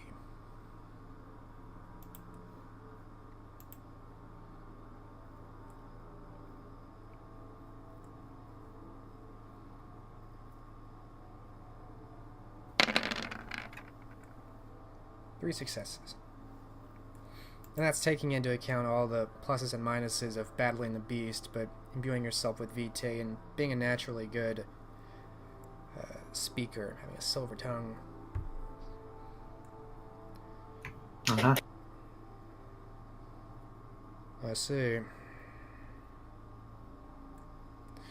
Well, that settles it. I'll have my personal guard return to the city, detain this Bishop Louis de Poitiers, be put in a small prison cell. Kind of nods to himself with a dark smile. How many men do you think you'll muster? Detain a bishop. Scant few should be required. That may be unwise. He has seemed to have attracted a group of followers, very fanatical. As you know. Yes. One of my men under my employ was drinking at a tavern there. Some of his thugs didn't like his anti-French sentiments. They beat him and drug him to a dungeon. This is, I must admit, my own personal vendetta against this man.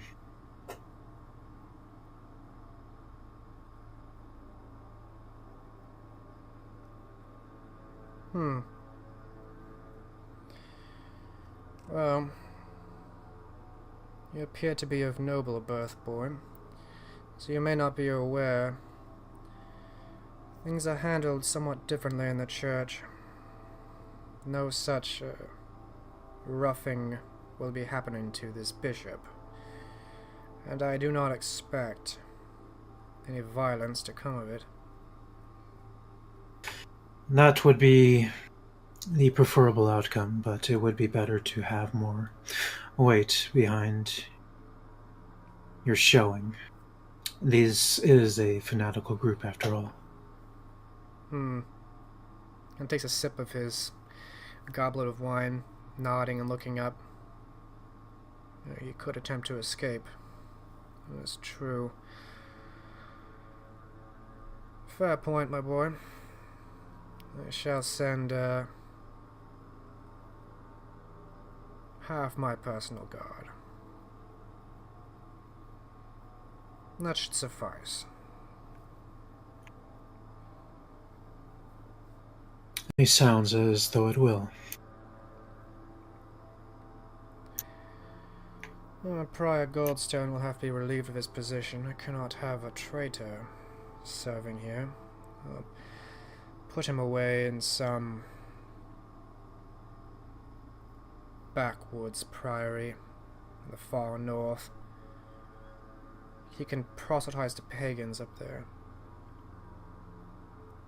Far from my troubles. Although it does concern me, I now must consider who to replace him with for the suffragan bishopric position.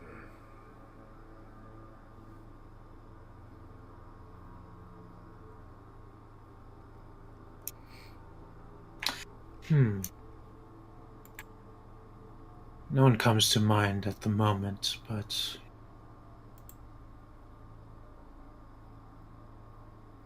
well, I'm certain you will be able to choose most wisely. Given your loyalty, I would have hoped you would have a recommendation to make. Surely I would trust your vouching, boy. We need Robert more... looks. Go ahead. Robert looks further in thought.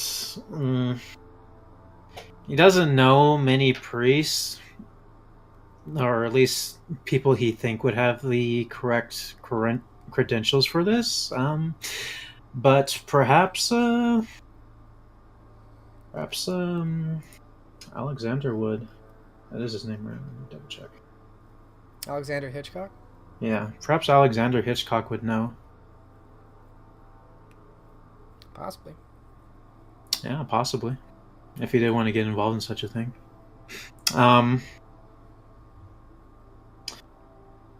Well, perhaps one does come to mind. Of course, I'll have to speak with them and make sure the credentials are in order to be loyal.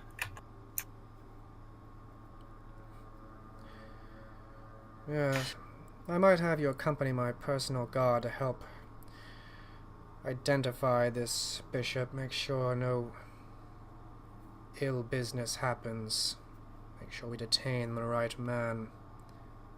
Any fanatics are imprisoned as well.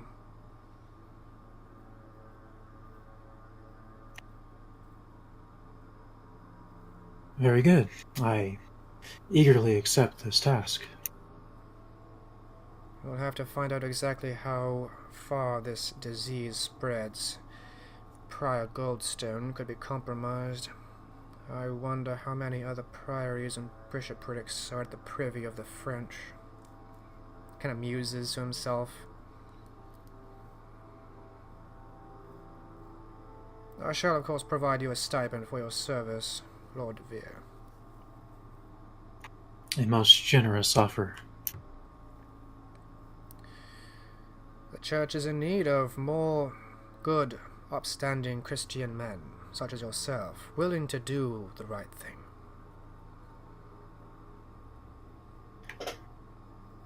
Robert gives a humble nod to this and smiles deeply. It is a bit late, but dinner should be coming out very soon. I apologize for the delay. New cook. We had to hang the last one. He was stealing. Truly. You can't even trust cooks these days.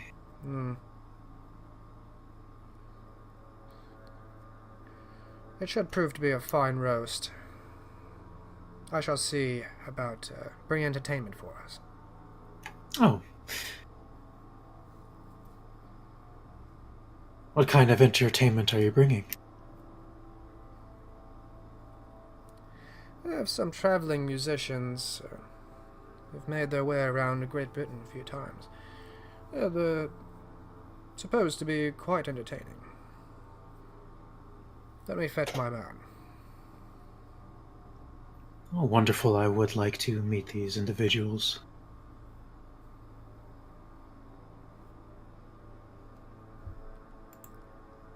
All right. And Archbishop Bourchier stands up. He makes his way out to find staff to bring on dinner and entertainment, which ends up being live performers, jesters and acrobats and musicians to put on a show for you. And the scene will fade on you and Archbishop Bourchier being entertained by this traveling band, of which you're actually familiar with some of them as you've crossed paths when you used to travel with your sire. And some of them seem to be interested to see you at the side of the Archbishop.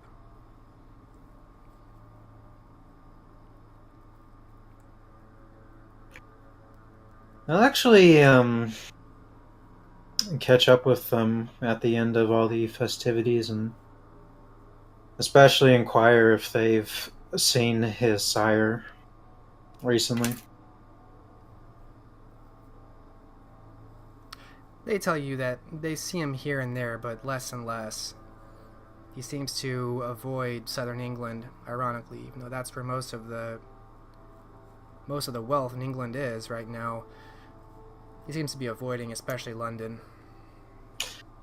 Where has he been spotted the most? In the north, Chester, York, Carlisle. Okay. I wish the men well on their further endeavors, and that'll be that. Alright. So the scene will fade on you being entertained. And at that, we will take our 15-minute break and come back to pick it up. Sweet. Am I the only one here? I'm here. No, I'm No. here. Okay, I was very confused for a second.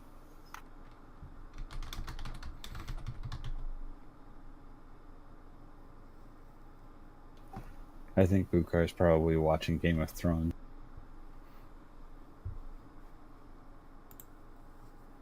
I'm here. Confirmed.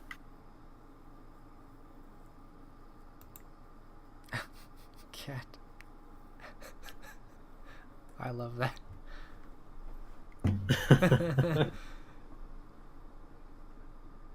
He's trying to get out. I can't look at that. That's going to make me laugh.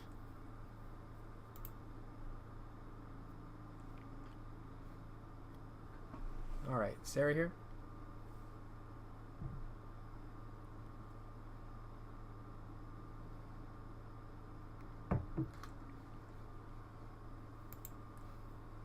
Sarah.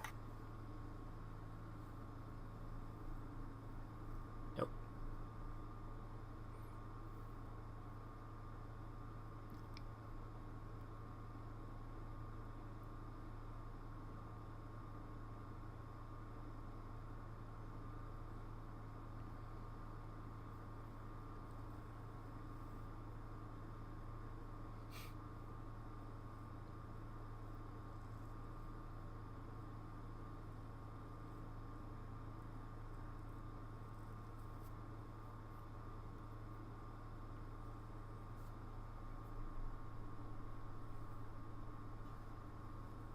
Yes, I am here. Sarah's watching Game of Thrones. No, I'm not. I had to go to the bathroom. Alright, we are all here now, so we can get back into it.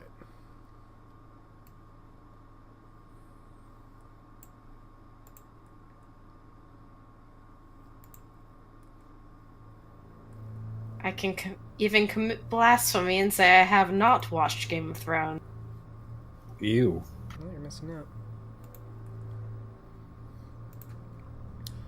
Alright, by early to mid-winter 1455, Elined and... I just want to call you Ridley. Your name is Nicholas. Nicholas and Elined make their way to London.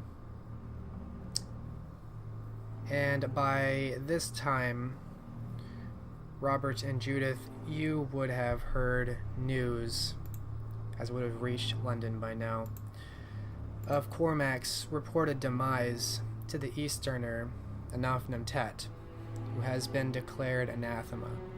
An open blood hunt across England and all Covenant provinces has been declared.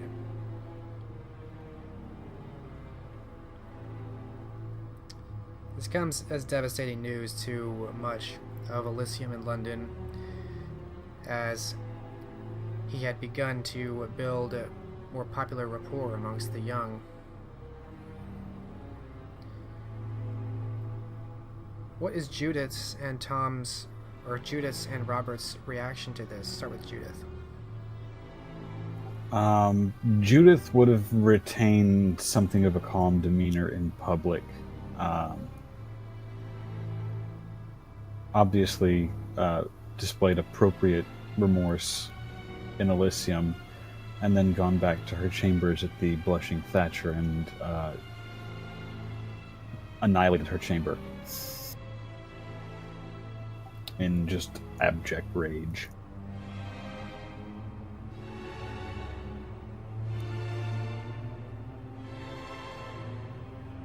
Robert's anger at this is great as well.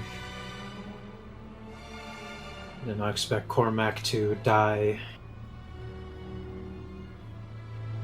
at the hands of a Nafmentet. And while he certainly feels betrayed at this,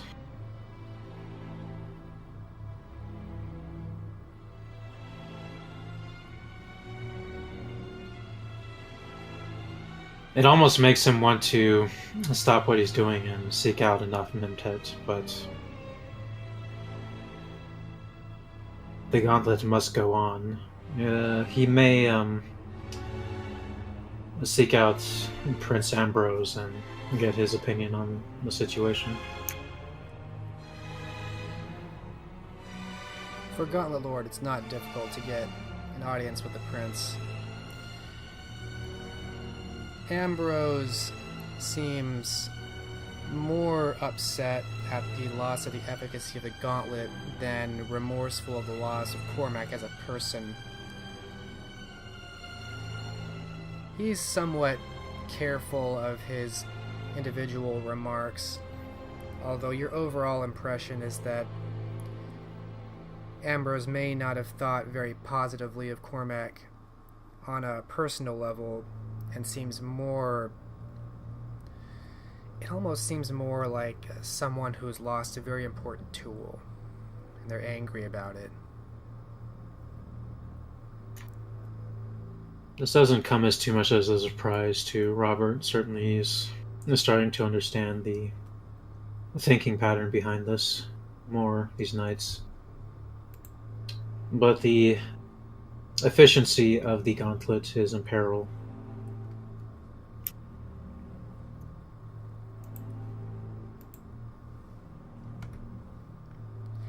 There's also news going around London that Anne Plantagenet, the Duchess of Exeter and daughter to the Duke of York, who for now is still the realm protector, this Anne Plantagenet has gone missing ever since a banquet that happened somewhat recently.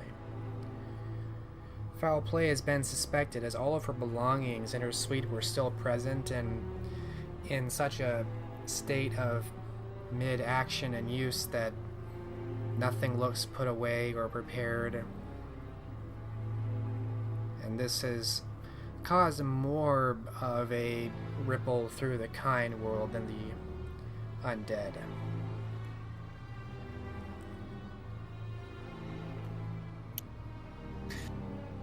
Robert takes this in stride.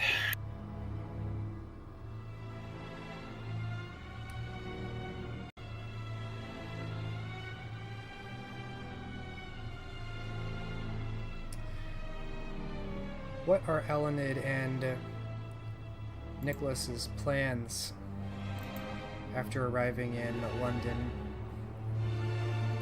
Elined will take her things to the manor. And after doing so, will proceed to head to go get something to eat at her usual location. At the manor of Thomas Chamberlain? Aye, that is where things are being left, because wasn't he talking about donating that to the god? Or did that not go through yet?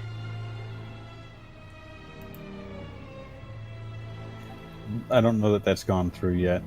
However, on that note, I think Judith would probably also seek an audience with Ambrose, so it's going to be a little bit trickier.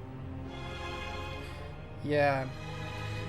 Elined, you are welcome back at the manor, but much as Robert found it, it's bare bones.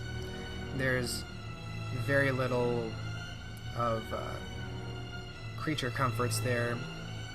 There are a couple beds remaining that are kept up, but not a whole lot. As for feeding...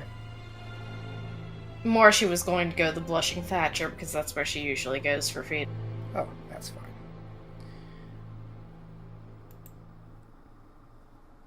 Yeah, unless you're having some wild party, I won't make you roll to feed at the Blushing Thatcher, as you've rolled there a couple times, you've been successful in the past, and... Does she coincidentally catch Judith there? I think it would be fair that, especially if you go there more than one night to feed, if you feed there often, on one of those nights you would eventually be seen by Judith. But briefly, I want to go back to Judith. You're seeking an audience with the prince.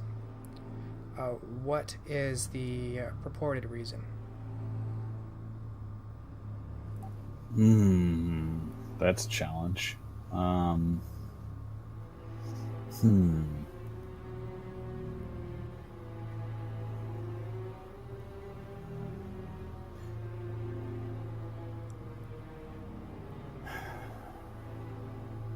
We'll say a discussion of a change of property, or a property changing hands. Property or domain? Property, because it wouldn't technically be domain, because it was not under... Well, it's all technically under the prince, but we'll call it domain. As far as the changing of deeds and such, that's mostly as long as Canaanites just kind of nod and agree, that's really not something that he handles. So, Right. So what's the goal for Judith here? Well, now it's very plausible that Elined will talk her out of this, but Judith is enraged by Cormac's death. She might just out herself to Ambrose, doing her best to not implicate Genevieve in the process.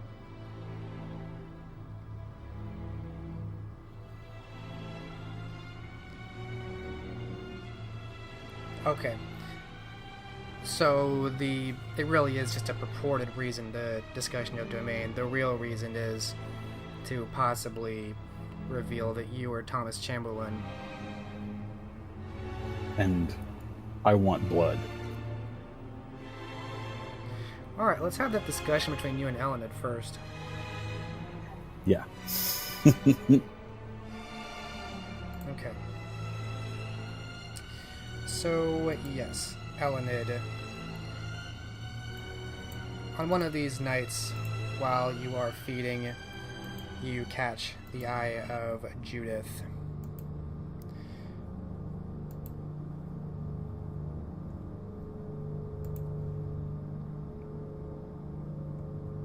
Also in the blushing Thatcher. So across a very busy tavern, the base level of this inn, your eyes meet. Each time she goes to this tavern, she has something wrapped up in a bundle next to her.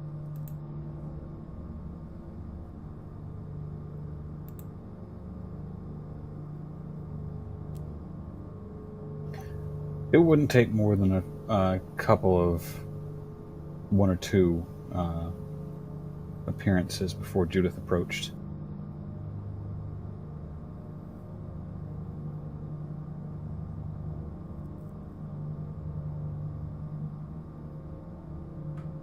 I believe we need to talk. That's putting it quite mildly. Again, she's not even attempting on upholding that polite smile that's completely gone and has been. Judith is thin-lipped and quite curt, but none of it's intentionally directed at Elined. She'll gesture towards a curtain behind the main counter, main bar. She will go with her there. Did you invite Nicholas Ridley to this at all? Oh, no, it is more along the lines of her going under the guise of she needs to. Needs to feed? Okay. Alright, carry on.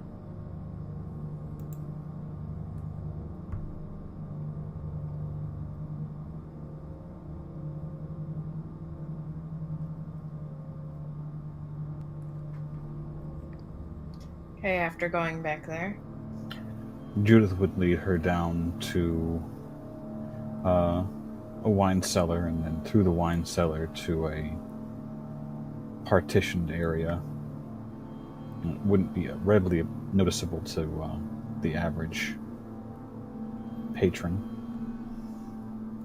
And once in a private space, which has obviously been serving as her chamber for the nonce, it's in a shabby state, obviously torn apart, thrashed as if a Canaanite in a fit of anger had done something brash to it.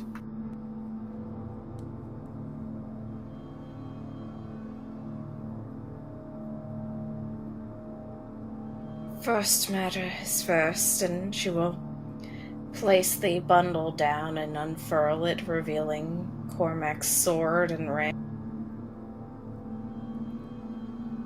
You seemed closer to him than I was.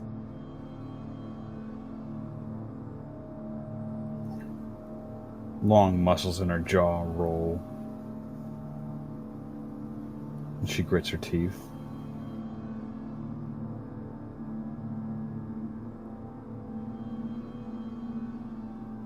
Am I misremembering? Did the sword break? If it did, she would have collected both pieces. No, the sword was intact. I think you're thinking of Jean-Marc. That's right. Okay. She'll pick up the blade and give it a heft. Is there still dried blood on that? Because she would not have cleaned it. If you didn't clean it, there is. The blood on it is, in fact, the blood of that traitor.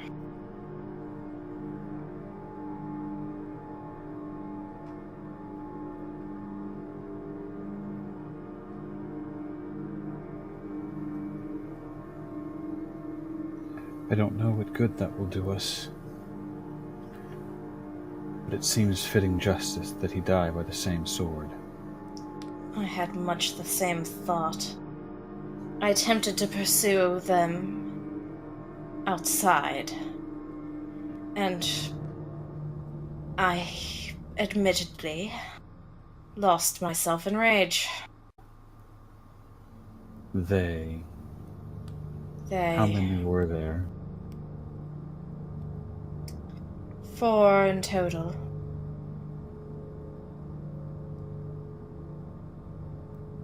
Though enough is the one who killed Cormac. Who were the others?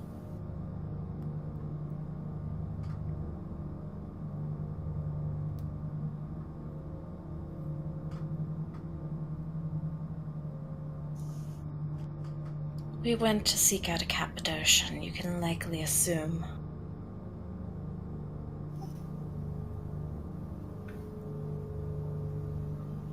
Ludovico, perhaps others. She says nothing at that, but she doesn't deny it either.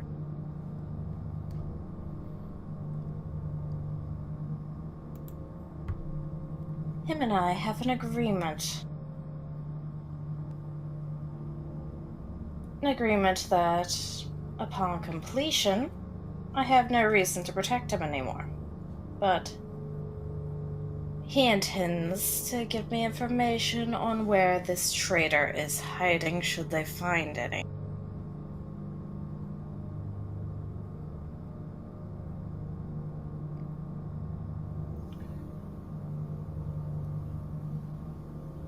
I mean to go to Ambrose.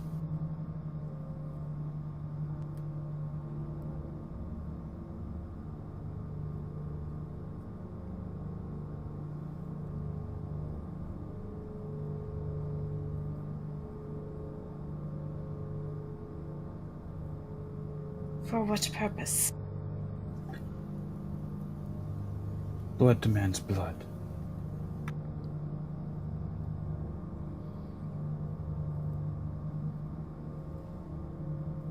That it does, and there should be a call for Anaf's head now. There has been. But I know no one else appropriate for the task.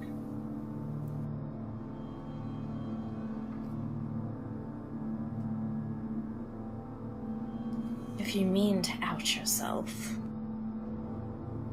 I'd advise against it. It would be to Ambrose only. He can make a show of naming me to the gauntlet again.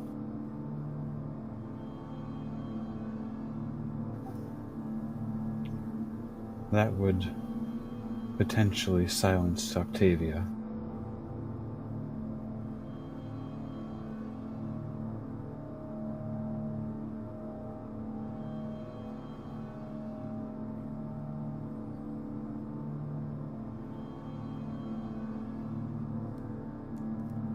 Perhaps. But She seems to know something. She's been making noise that Thomas isn't dead.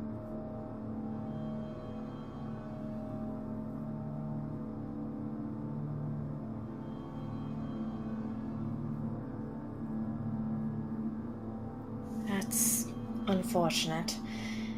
Though I do believe that people not knowing is more beneficial. It depends on the people. Certainly I owe a major boon to Ambrose. It would be most beneficial for him to not know the specifics of our arrangement. But blood demands blood.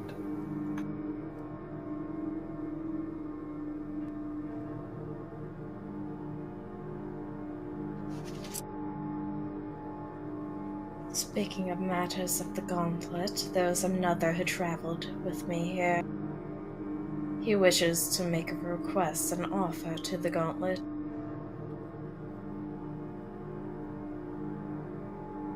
I know little of the man, outside of him being a friend of a friend.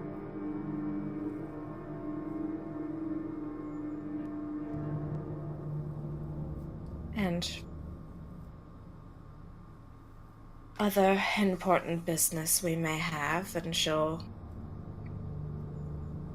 take out the satchel of ashes. She's not opening it, she's just taking it out. We should give him a proper burial. He was fond of his home island.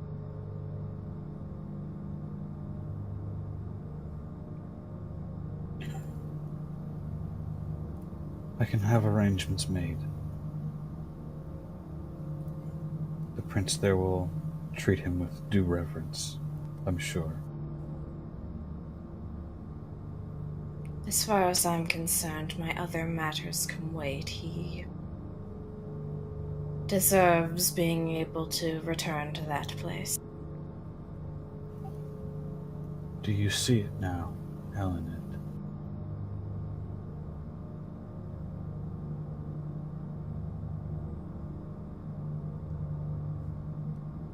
What I see is the desire to see all of those involved in his demise put to the sword. But how deep do you imagine the cancer goes? Ludovico's ilk Has been allowed in England. Anafnemtet whispered poison in the ears of 7 princes for decades.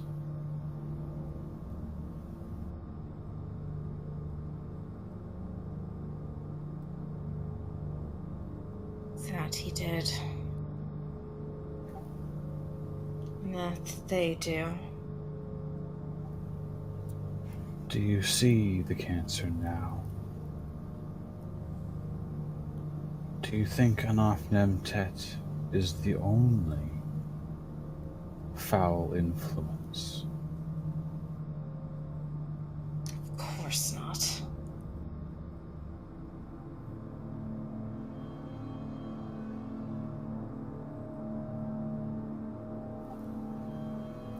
What has been built must fall.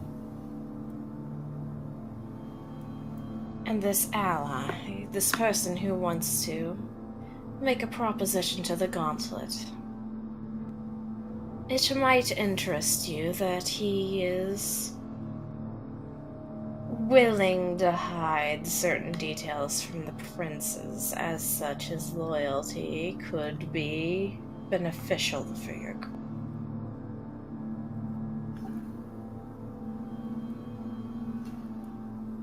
I'll be happy to vet him. But still there remains the matter of Ambrose.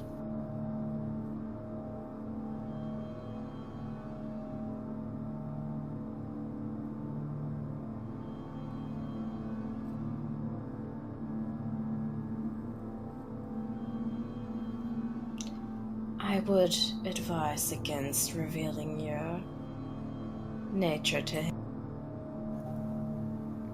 He might Why? see it as a personal attack against him if, well, considering you did not go to him sooner about. I think the fact that Anaf Nemtet has been outed as a deceiver and a traitor will illustrate my point quite nicely.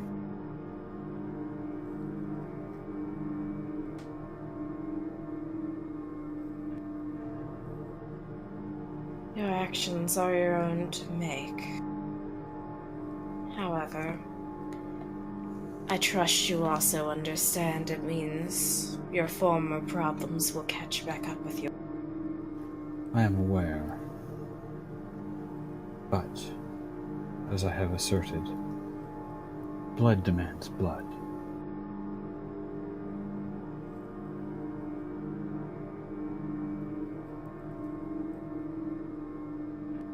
Oh, and the Gauntlet Princes are under the impression Cormac's ring went missing. Is there a reason why it hadn't?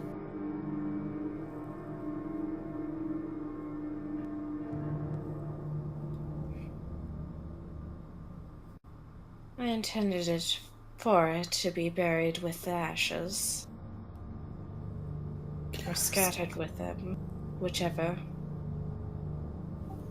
It was more a burden to him than a boon. I don't know that he had any lasting connections to it. No sentimentality there.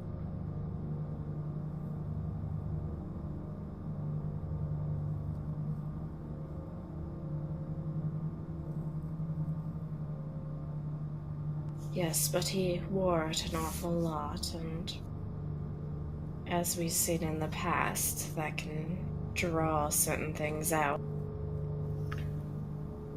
It was actually a thought that that Mr. Ridley brought up to conceal it as to protect our mutual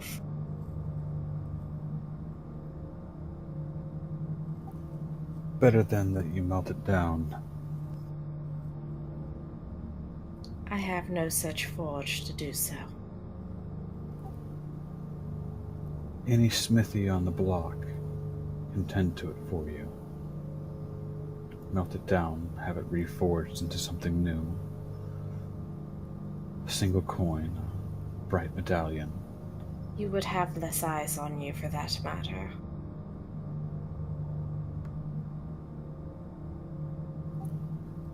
I may have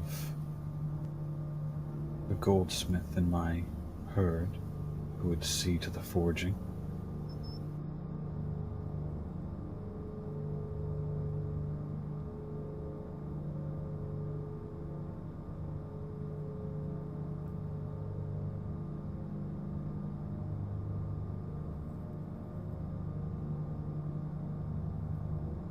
Good.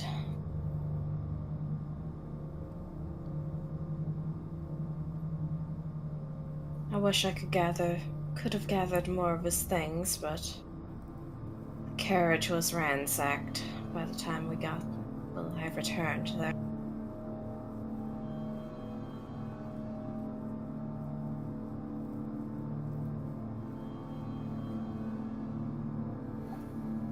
The only item of significance would have been his sword.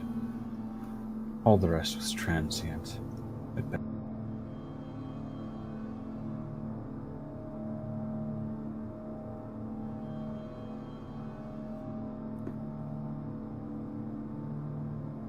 If you say so.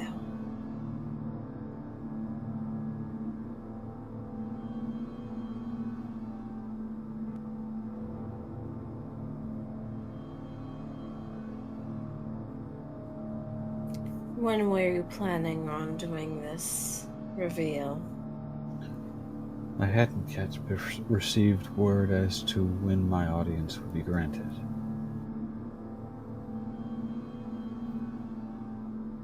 Have you contacted Cormac School? I know not where he was left. I had not. Though I imagine he would be at Cambridge. I'll send word. Have him meet us here. I will offer to extend his employ.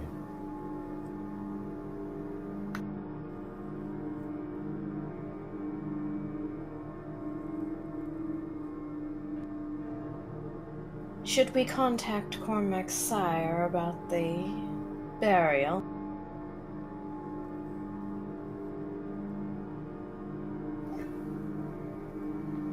If he hasn't reached out himself, I don't know that he needs us to seek his permission. It is not permission, more an admission to what is going to happen, and if he wants to accompany, that is his own business. I had not done so, though I'll provide the coin if you wish to do.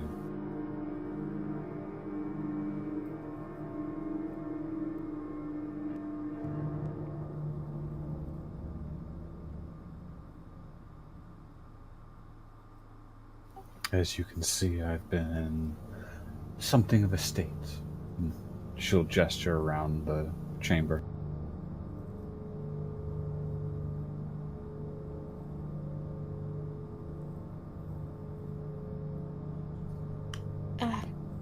Reasonable reaction.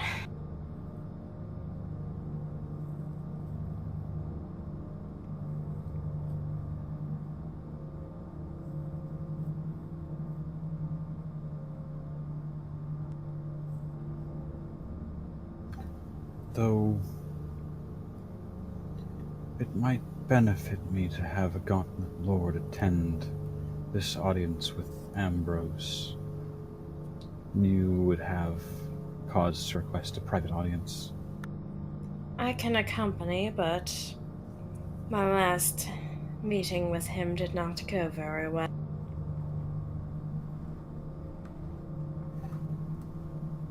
Be that as it may, it's the better of the option.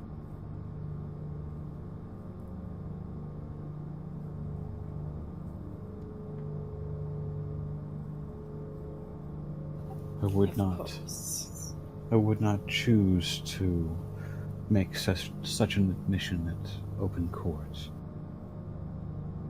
Of course.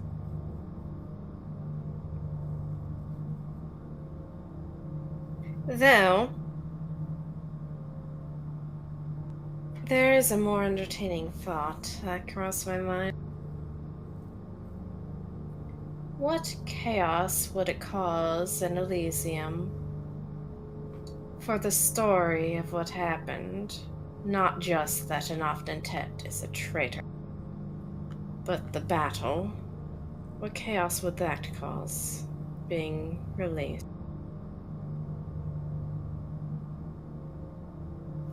Depends on the source. Well, with certain protected parties being accounted for.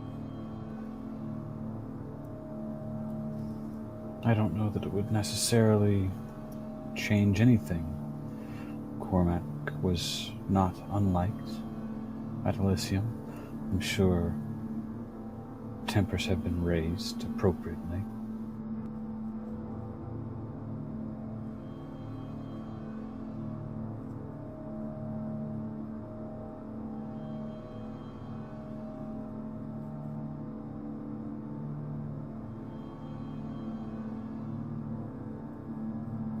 Then it would not do much.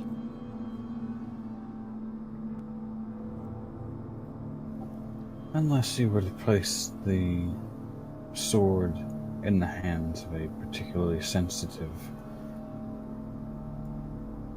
individual. They happen to excoriate the details, though you would lose face for having misrepresented. I understand. Though the individual who accompanied me to this city mentioned that he is quite good at reading objects. If we can get him in on this little plot.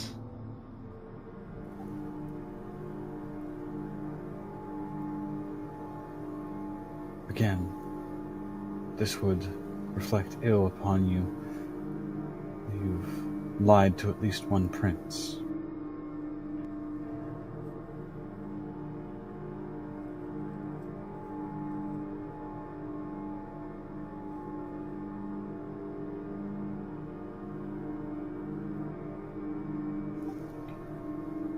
A charitable interpretation of the events would be treasonous.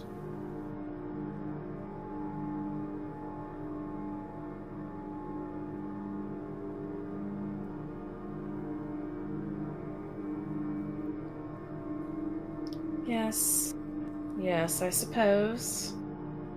I'm more exploring options for once I get enough information and we can finally do away with enough. Then I will no longer have to stay silent in their part.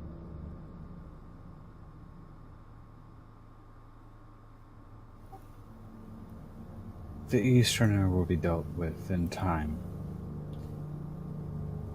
And if I have my way, he will fall at my own sword. Pardon, at Cormac's sword. And she'll twirl the blade again before sheathing it. I will accompany you for that matter.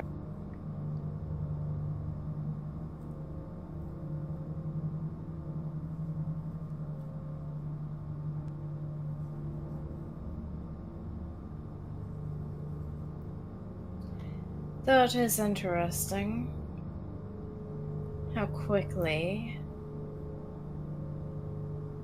that Giovanni was to sell out someone who was a former ally to them. It is their way. They are merchants, but they value little more than coin.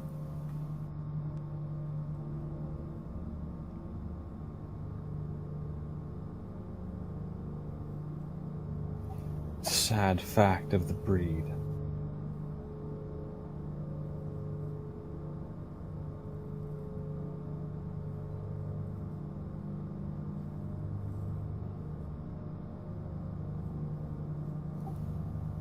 My own family included.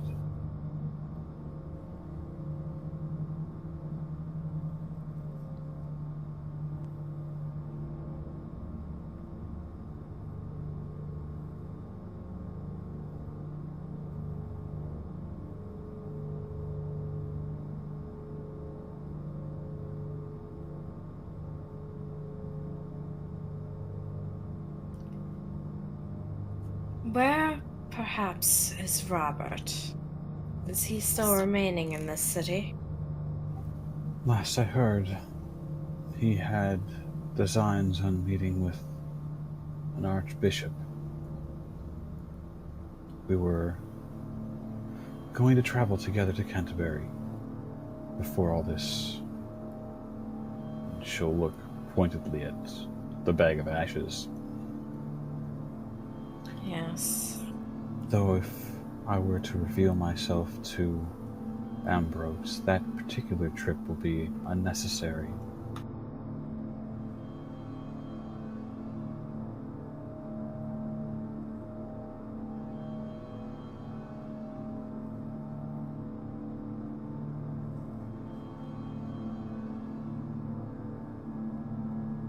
It is ultimately your decision to make.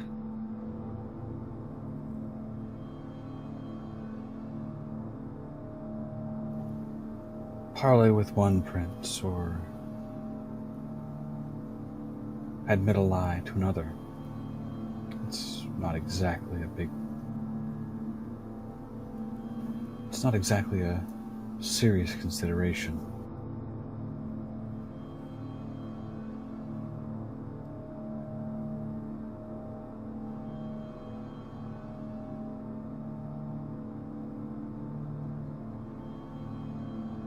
When put it like that, I suppose so.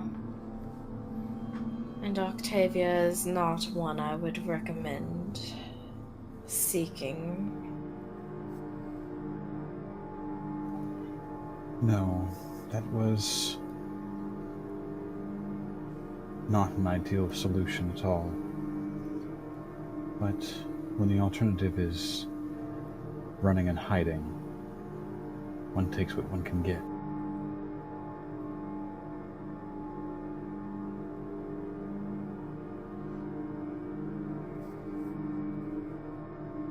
Yes.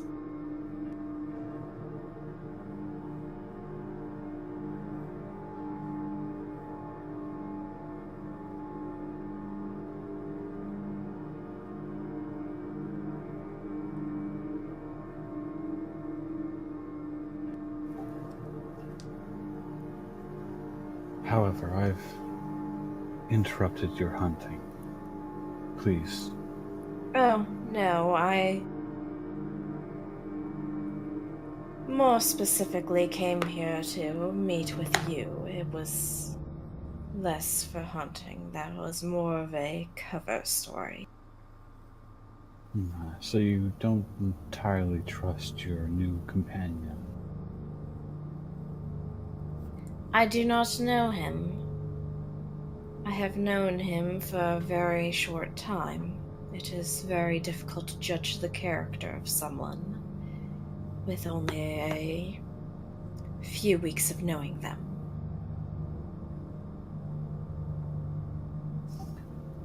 Surely you have Kincaid's ear. You could have received at least some information there. Done a little investigating while you were in Bristol. I felt these matters were more pressing. It would have taken days before a ship would have been ready. You had the time. That I did, but my mind was occupied with other thoughts.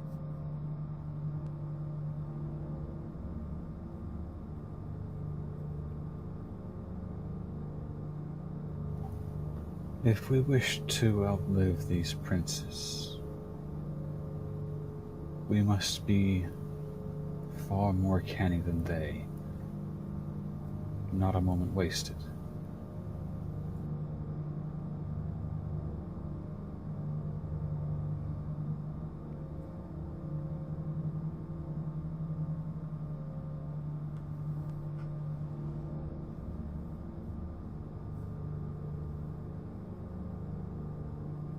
Indeed so.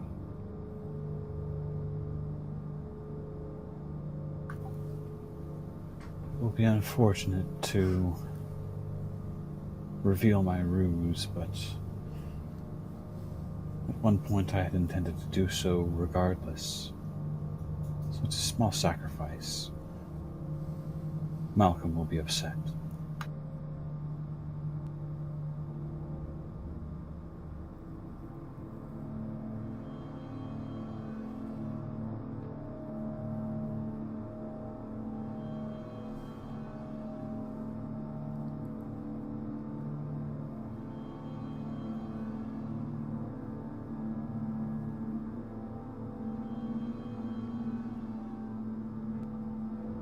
That is entirely your choice to make, as I've said before. On that note, do you know the noble family in Anglesey?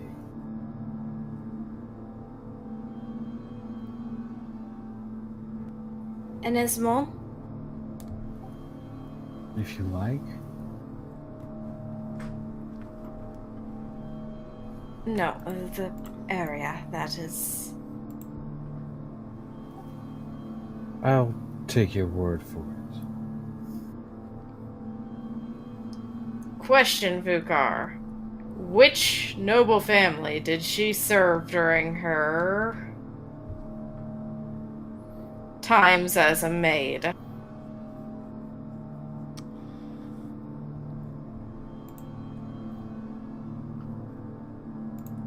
It was a lesser noble family of no great status. I don't have the name in front of me. But for all intents and purposes, you know what it is. And... Yes. Go ahead. Yes, I know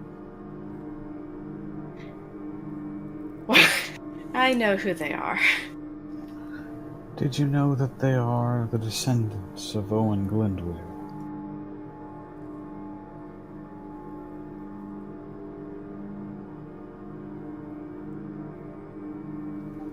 Just And to, then Go ahead, sorry, just sorry. to clarify, you served a family, not necessarily this man, Ossian, descendant of Glyndwr, is a different family. Yeah, I knew it was a lesser house, but I Yeah. recall it being mentioned only as a lesser house. Mm-hmm.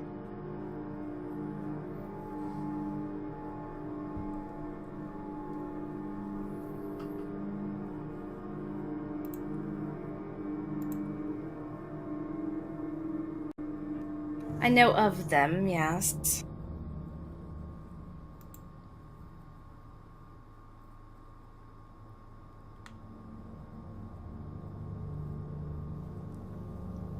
Ocean has reached out at my prompting. Apparently they hold no small regard for Owen.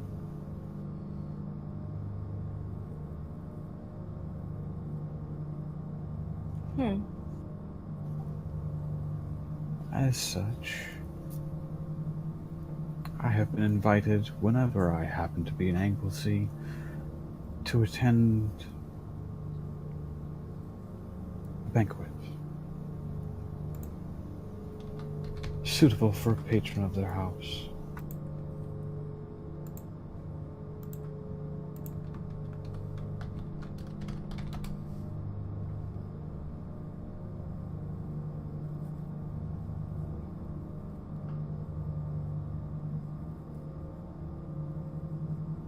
Are you asking me to accompany?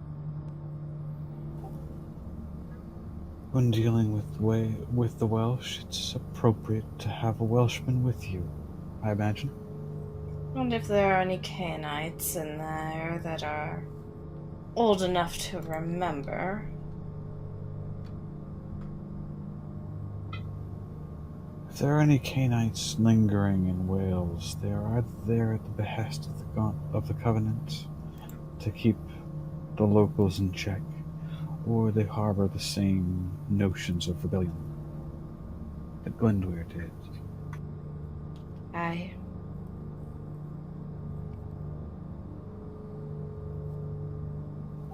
And how difficult would it be for royal forces to deal with both the Percy Neville issue and a second Welsh rebellion? To be fair, the Welsh right now are not in the best straits. She lowers her chin a bit, and there's a dangerous threat in her grin. What I'm getting at is, unless you've got rebellions coming from elsewhere to further spread things, then it'd be difficult, but it could be done.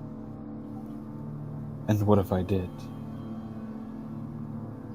Then you could perhaps have the makings of a takeover of the entire island.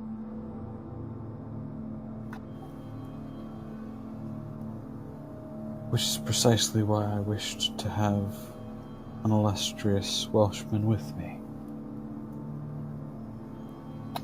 Assuming Ambrose doesn't stake me where I stand. I'd hardly call myself illustrious. I was a maid back then. Amongst Canaanites, you have a name that is feared.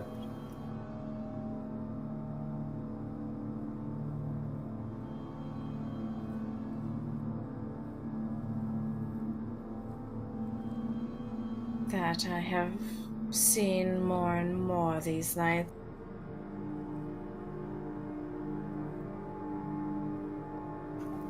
Especially in a command position.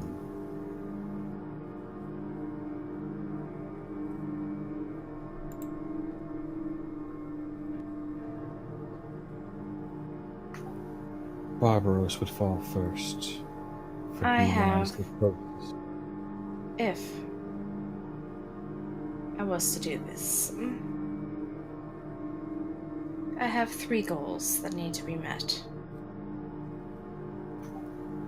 Name them. The fall of Barbaros, He would fall first. The second. seeing a Nafdent driven to death. I will not take it to have someone else go on my behalf. I want to be there.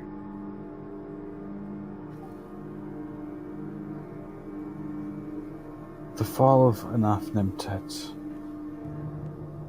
is, at this moment, the sum total of my own life. No other goal matters. And I will make a point. That is fine. And I will make it a point to keep him sustained until you can be present.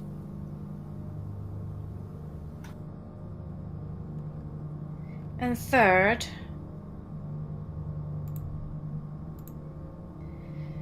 that Giovanni also had a hand in his demise, even if they did not do the killing blow. Though I cannot act on that until Enough is dead and in the ground. They can easily hide enough from me if I act before.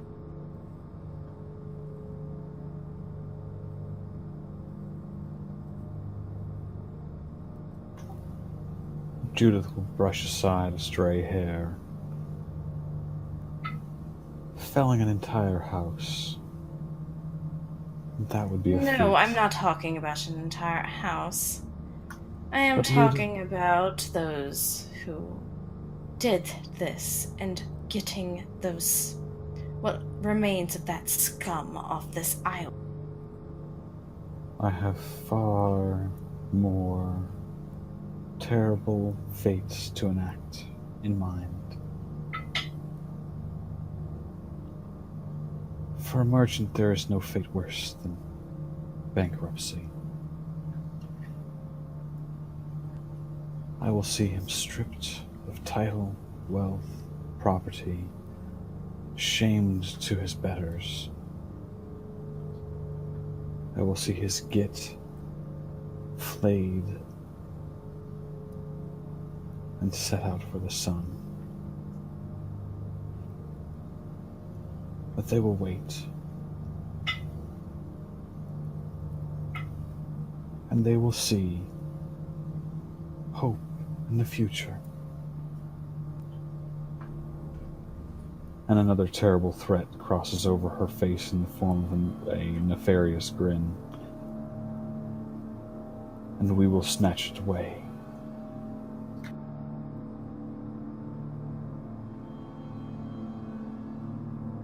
She, for the first time during this entire discussion, actually cracks a malicious smile at this.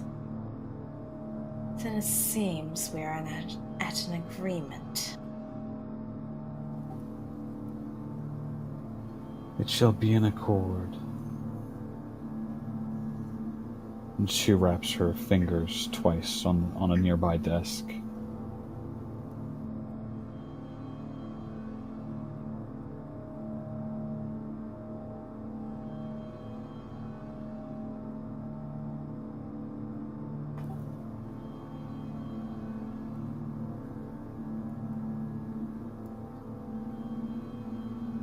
It will take an army, and I think we have the beginnings of one.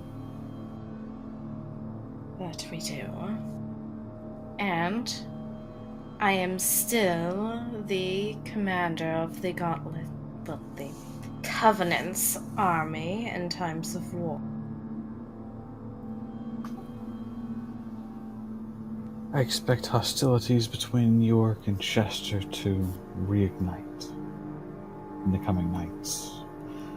It may well be time to muster those Covenant forces and see them laid against Chester. But that will come with time. First, I must deal with Ambrose and the Covenant. Their suspicions must be allayed. Yes.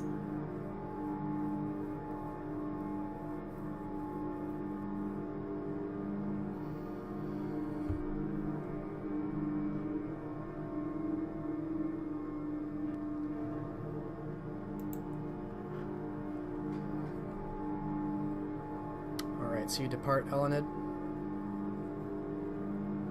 Yep. Okay. Now I'm gonna need that conviction roll difficulty 9. Boo. Yep. You upgraded from flirting with ideas of breaking your word to full-on level 1 sin.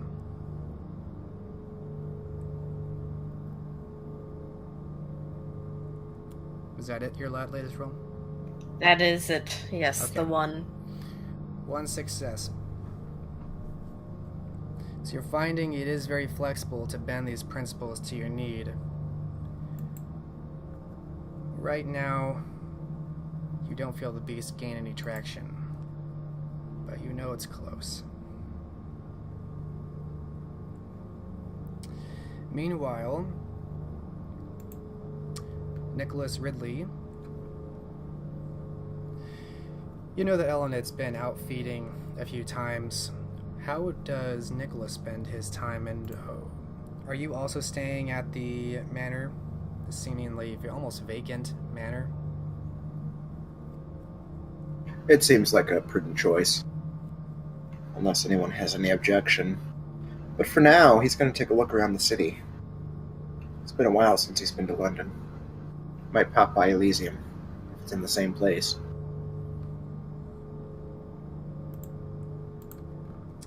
Indeed. Okay, one moment.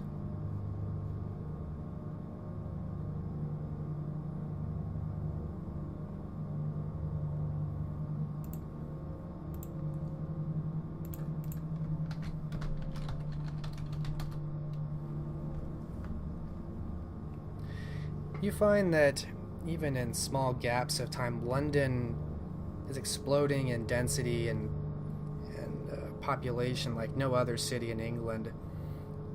It has long outgrown its square mile of walls into the outlying lands.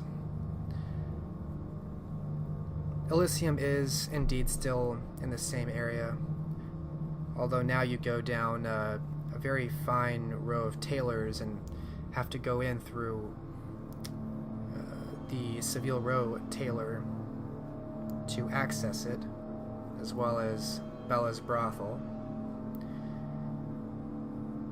before you descend down into Elysium.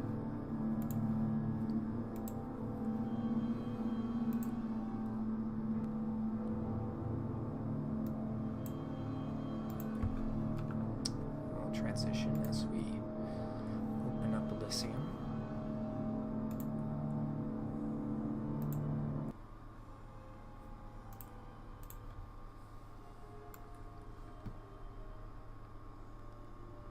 When would you say is the last time that Nicholas visited Elysium? It would have been at least 50 years ago. Then yes, there are a few changes. The ballroom is still extant, but there are some new faces that you don't recognize. The architecture has certainly changed, and there are now many alcoves that have been apparently outfitted with these fountains that create a nice, light, white noise effect and add to much of the decoration.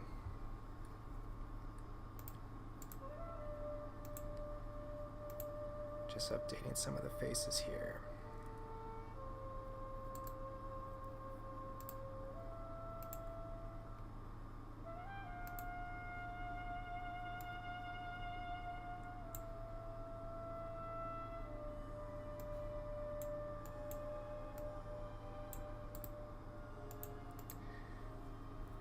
So the Seneschal, Genevieve Silvers, is in attendance, speaking with some of the neonate Ventru. You see the Cassandra, Simone Deschamps. She seems not to have changed much, always watching, hyper-vigilant, very prickly to speak with. Bella Matea seems as though you think she hasn't moved even an inch since you left her. She has a table which she is often at and is at tonight.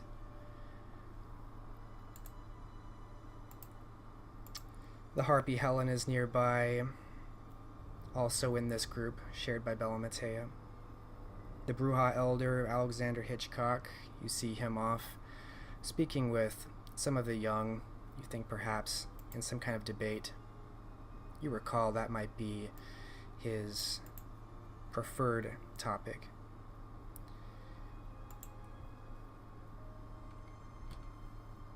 Oh, there's two Genevieves.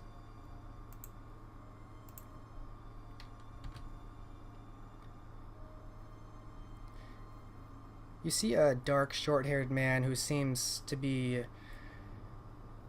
certainly new so far as you recall, but he has an air about him of confidence and certainty, a cynicism or a jadedness.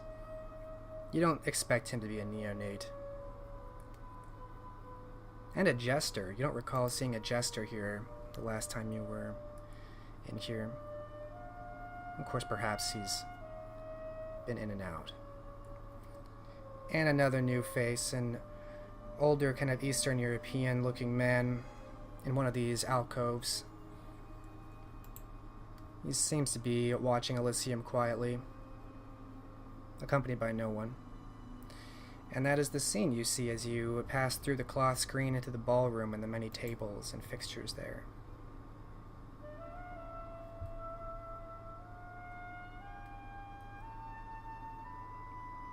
Does he attract any attention when he enters the room?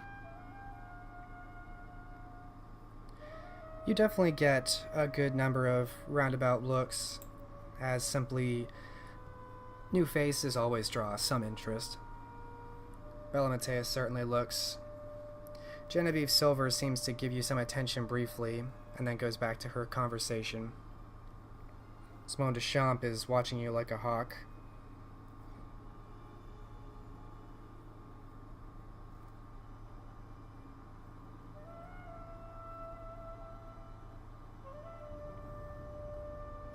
He does want to have a conversation with Bella, but that can wait. He's going to go greet Simone first. Their conversations are always so interesting.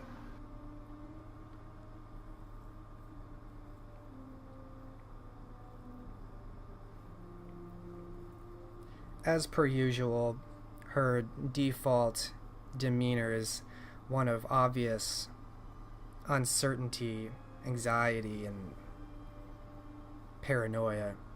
She looks like she's ready to jump out of her seat by the time you've actually reached her table. She watches you very closely with scrutinizing eyes.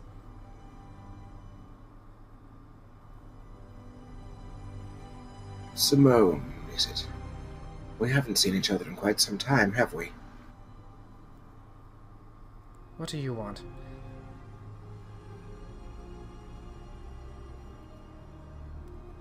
Now, is that any way to treat someone who just wants to be your friend? Everyone wants something. Really? What do you want, Simone?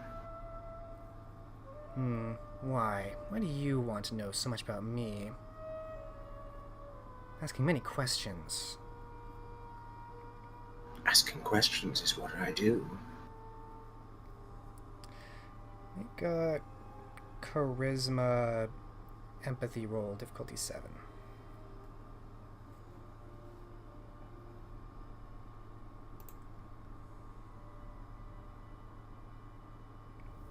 Two successes.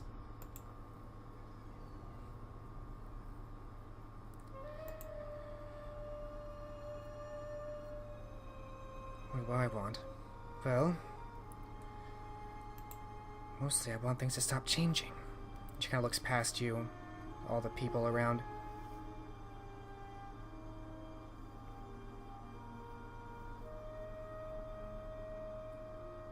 Nicholas cranes his head to look around the room as well, regarding all the faces in here.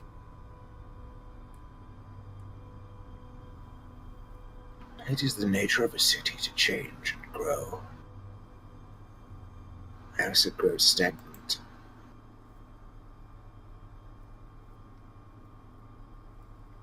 I do not like it. I wish they would stop.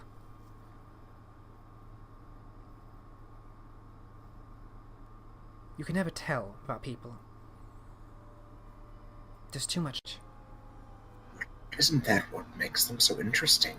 And he'll sit down without being bidden to. He keeps his distance across the table, of course. He knows she doesn't like her personal space being invaded.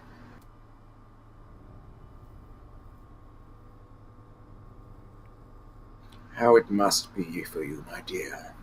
Sitting here night after night, like an owl perched in an oak tree, wishing you could somehow get involved, but too paranoid to find a way.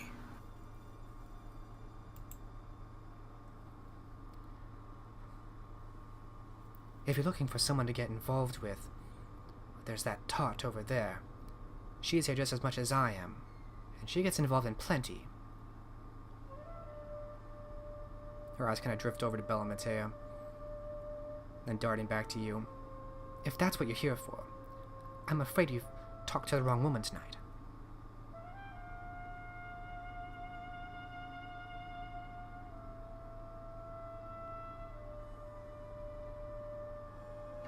Now, my dear, don't be so hasty to try to get rid of me. Am I not the first person you've talked to in quite some time? Other than the voices in your head. She looks down at the table, looking more sad and dejected than angry or bitter.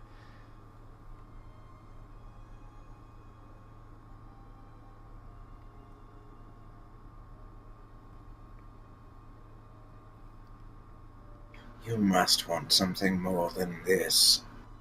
I think you were sitting in that exact place 50 years ago, the last I saw you.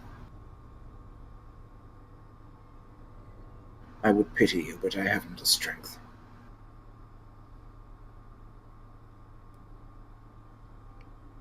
It is fitting you are here. She looks up to you suddenly.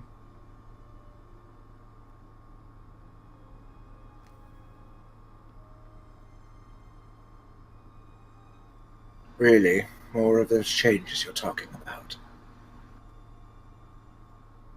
So much death. And you bring death with you. It's in you. She kind of squints her eyes a bit. You carry it like a cloak. That much is true, he says, glaring at her quietly. Perhaps you'll adjust here better than I have.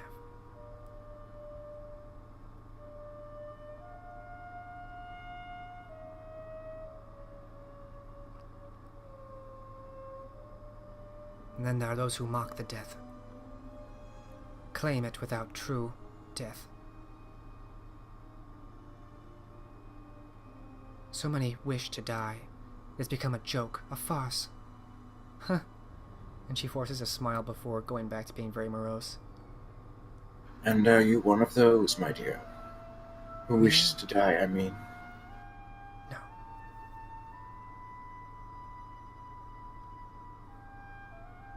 No, I do not wish to go to hell.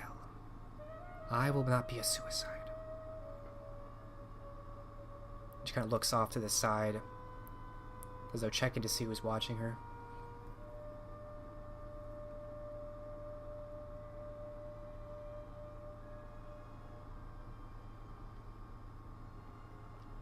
What other deaths do you speak of, pray tell?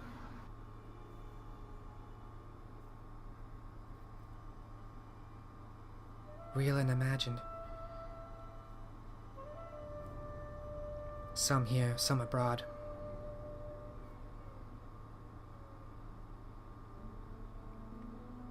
But at least I do not pretend to have died. And strut about.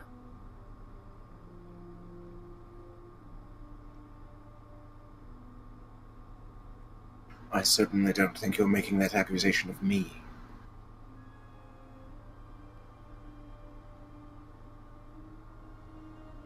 No, she says after a moment of staring. You are death.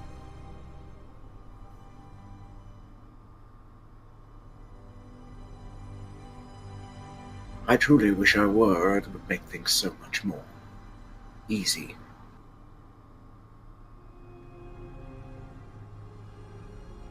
But I see your paths, they cross. You may yet encounter the one who sees death as a farce.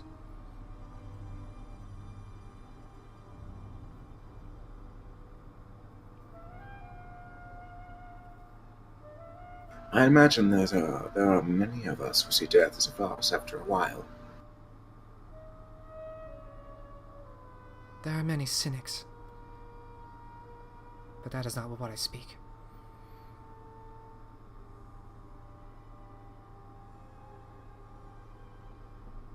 Her eyes suddenly narrow at you. I think I've said too much. I should leave. Now, I wouldn't want to take you from your warm perch. I shall be the one who departs. Good evening to you, Simone. She has her hands pressed on the table as though ready to pounce out of her seat, but when you beat her to it, she slowly starts to recline back. Nods to you politely. Never change. The world's much more interesting with you in it.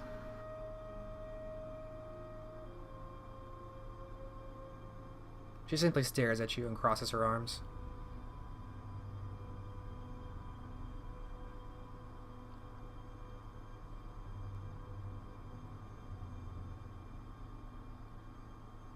He begins walking away but stops and turns back to her. One of these days you really must let me pick your brain.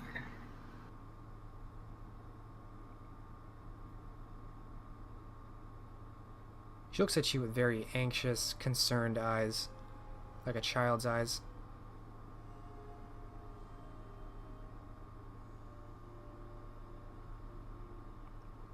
And then he continues on to Bella Matea's table.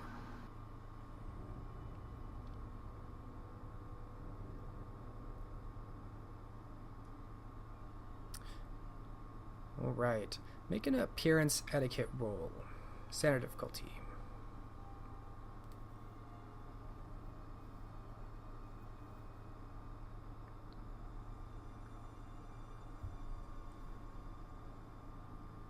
Well, it's not a botch. Not a botch.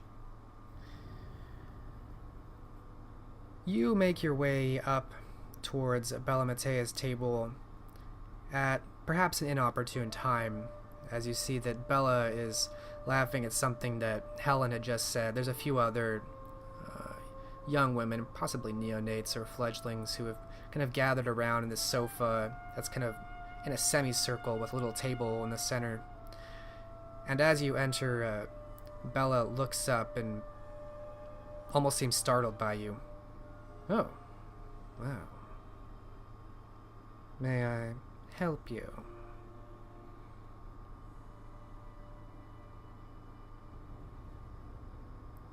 It has been quite a while since we spoke. You do remember me, I hope. Oh, my dear, many come through these halls. I've seen many faces over the years. You'll have to forgive me if I forget one or two.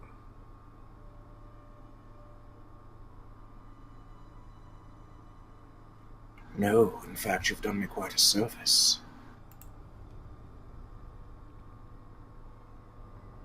Well, I hope you enjoyed yourself then. She offers a lascivious smile. I have, and will again.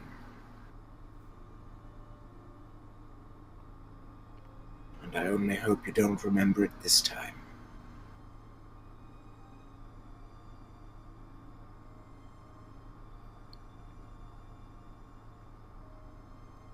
Her eyes narrow briefly at that last comment, but quickly return to smiling placidly. Nicholas Ridley, that's your name. So you do remember after all, just as I remember your perfect skin. It could make the angels weep, that skin.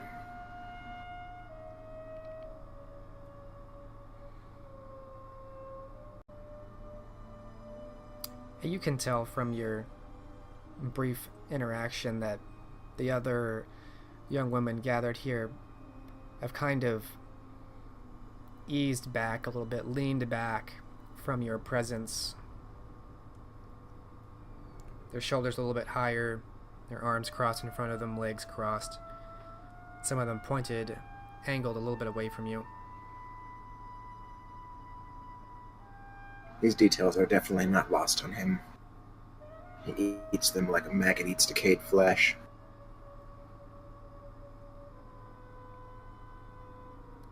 Hard to forget someone like you, Nicholas. Then why lie and say you did? Took me a few moments. I remember our conversation more than the appearance. She kind of gestures broadly at your face in the air.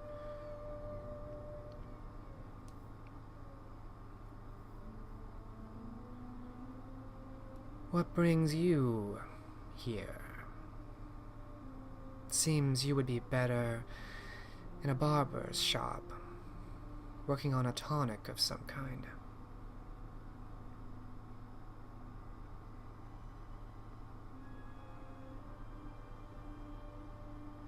I can spend all of my life huddled over wooden tables. And yes, that was an indirect insult.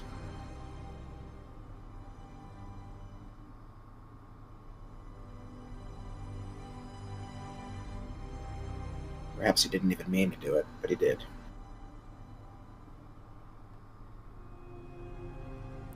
What was the phrasing again? I can't spend all my life huddled over wooden tables.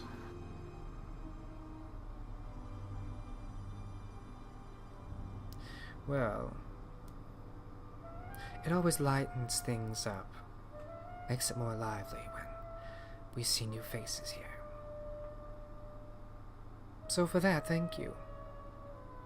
I'm sure everyone here is thrilled and excited that you've graced us with your novelty. Speaking of novelty, my dear, I've been gone for quite some time. I wonder why your ambitions haven't gotten the better of you.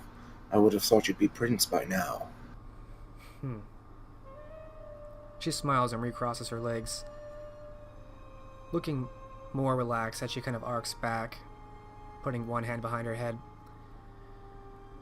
What a dreary and dangerous position. All the threat and responsibility without any fun.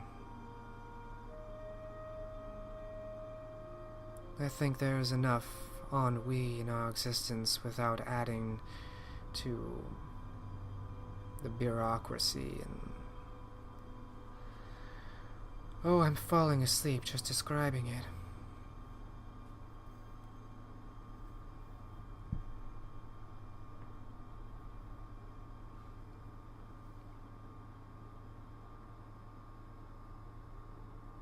Indeed. Not everyone wants to be at the top of the pile of shit.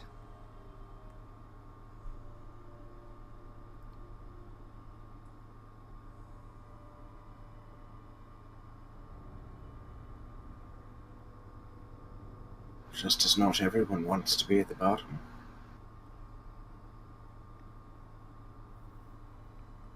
I suppose the view's better, is it not? She offers a smile again.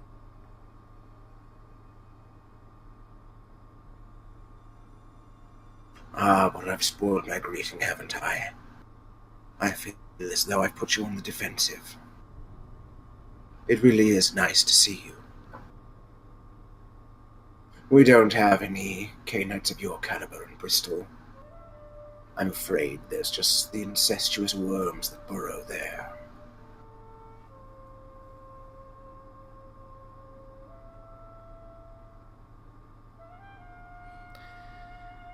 Well, as I hear it, there are some galas I might not want to miss, but they seem quite exclusive.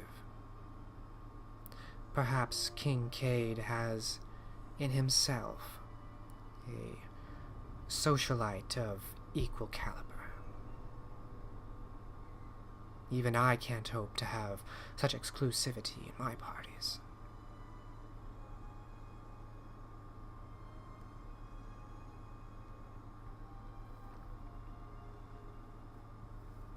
Surely you've heard of the things that go on there.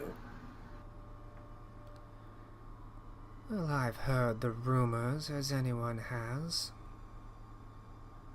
Stories about the great orchard in front. She kind of tilts her head back and forth as though weighing options.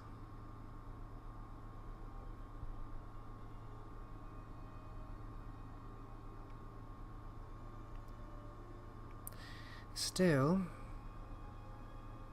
in the interest of livening things up, I wouldn't mind seeing if any of these stories are true. If only to fight the ennui a bit longer.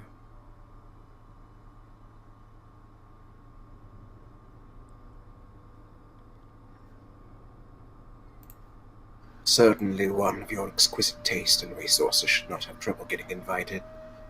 Perhaps his lordship doesn't know you're interested.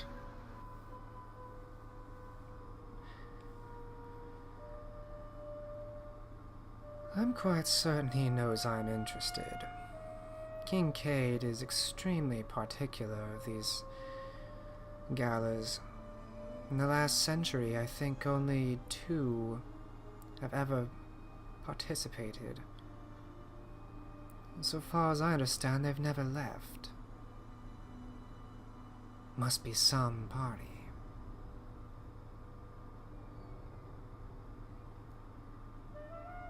That would be a story to frighten children, wouldn't it?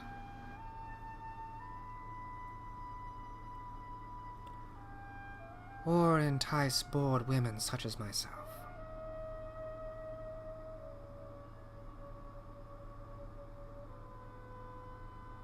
Life really is what we make of it. Perhaps you should find yourself a hobby.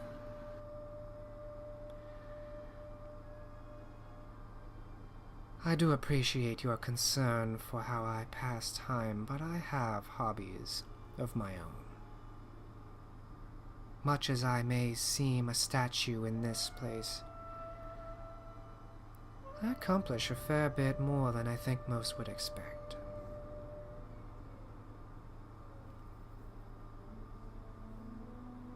I really would like to discuss that with you sometime, in private. Those are my favorite discussions. Mine as well. But I've kept you from your friends for too long. I merely thought I'd come have a look around.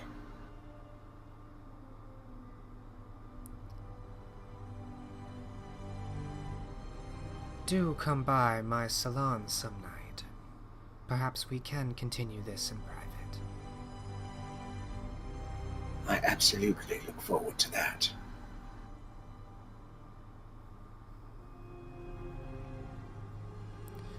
She smiles and nods to you once. All the others around her have been dead silent and mostly retracted from you. He does look at each of them in turn, piercing them with those steely gray eyes.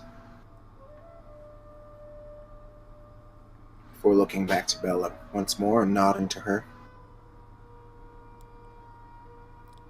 And moving on, away from this place. It's boring him more than he thought it would. Time for a little stroll around the streets. All right.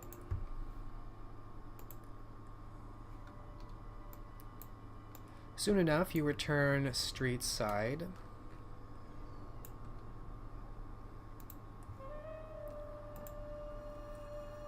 What in particular is Nicholas looking for? He does remember enjoying strolls down by the Thames, so that's what he'll do tonight. So many interesting people to watch at night in London. People who don't come out during the day. The night people are his favorite. They always have something to hide.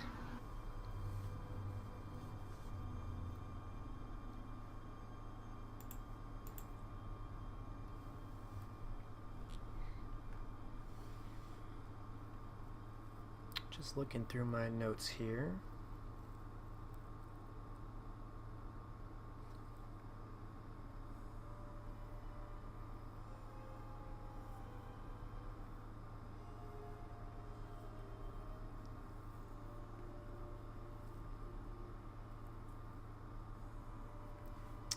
Okay.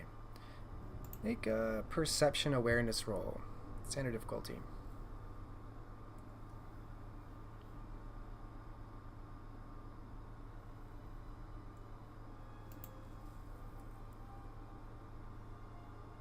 Wow. What are your specialties here? Let's see. No specialty in awareness. Specialty in perception is intuitive. I'm not going to say that's applicable here, but 7 successes is smashing success anyway. I just wanted to see if it was godlike. With 7 successes, you're strolling down the boardwalk near the ports of London, and you sense that there is something amiss here. Something off-putting. You felt similar sensations to this before, and you get the distinct impression you're being watched. And as you attune your senses, you focus on one of these ports in particular.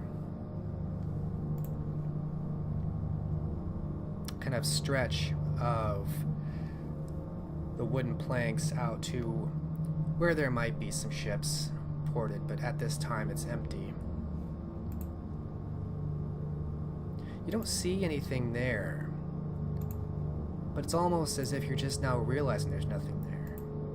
As if you've been avoiding this gangplank and this part of the boardwalk altogether until just now and you snap to it.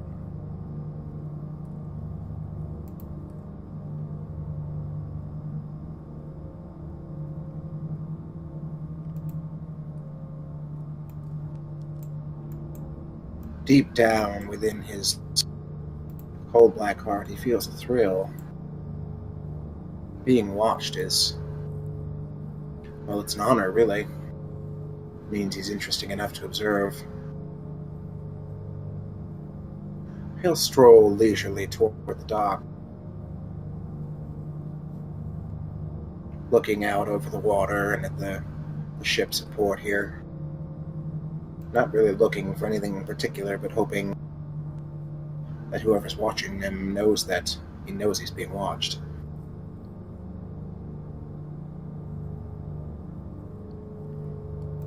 Given that you're particularly attuned to this sensation,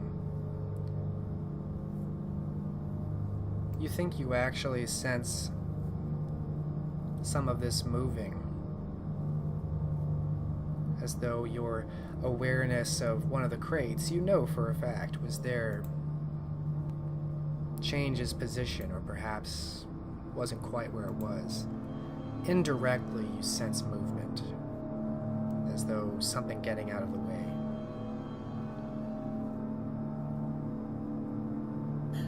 He will heighten his senses, close his eyes, and listen. You make a perception alertness roll, difficulty 8.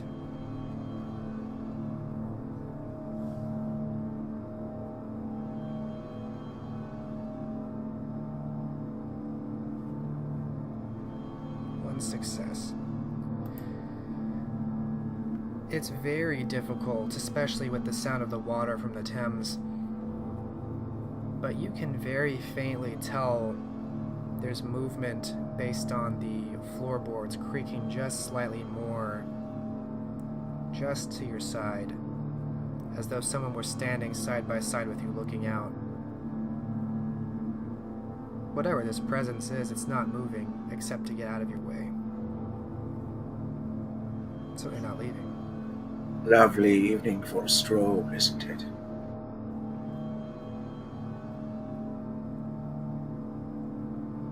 Have you ever seen blood underneath the moonlight? It appears almost as black as the water.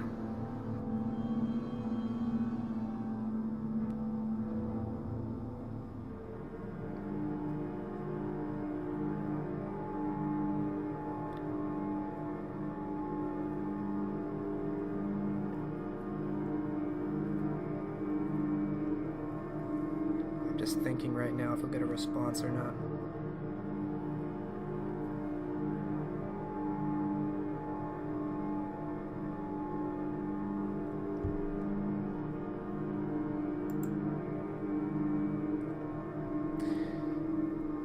I'll let your one success roll, and especially with the 7 you got in your perception awareness. So a combination of what you notice from the physical and your overall awareness of the eerie sense of something not being right with the world.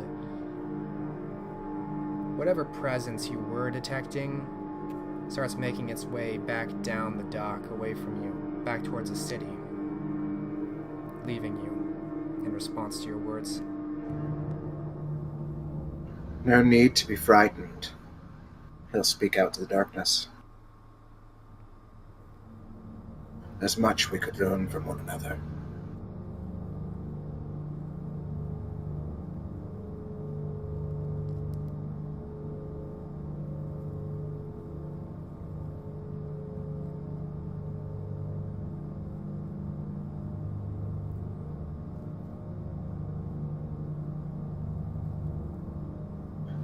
And I'm assuming he doesn't get a response to that.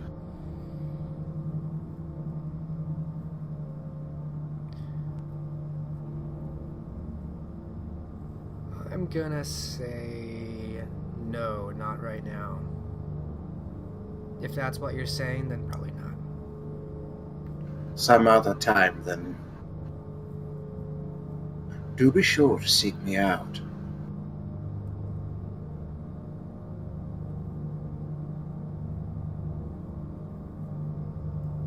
Faintly, you can tell this presence, whatever it was, dissipates into the greater sea of the city, of the mundane, until the presence becomes impossible to tell. It seems to dissipate and blend away like smoke mixing with the air, until you can't tell where it ends and where it begins. It's gone.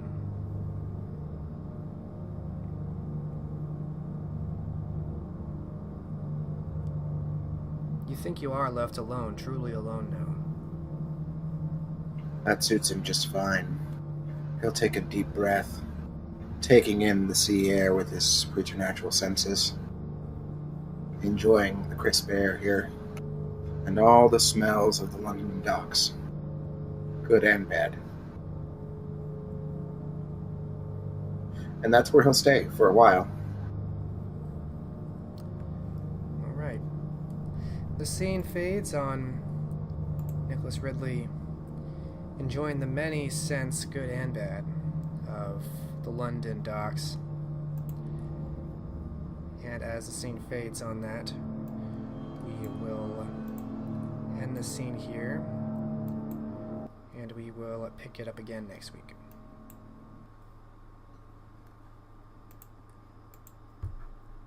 Good game. And a welcome back to Scott.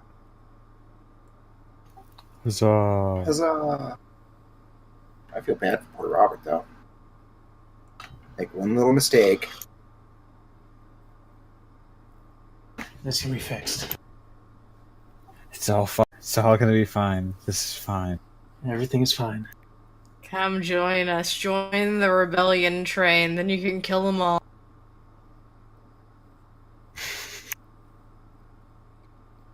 It's like a race to the bottom of paths in this game.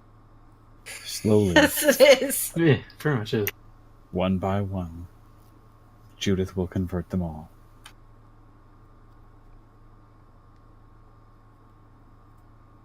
Y'all are gonna need some path changes soon. Alright, let's do one experience all around, and we'll do some entertaining role players. Start with Sarah. I'm gonna give it to Nicholas. I like the contrast between Cormac and his new character. Yeah, big contrast. I like it too.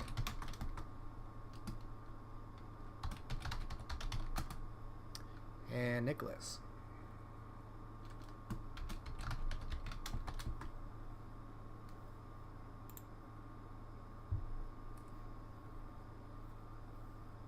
Yourself, Scott? Oh, I'm sorry. I'm not used to the new name yet. I'm expecting some other Nicholas to answer. Actually, I'm going to give it to Elined this time. For going back and getting Cormac's ashes and actually feeling a certain kind of way. Yeah, that was touching. Okay. Judith.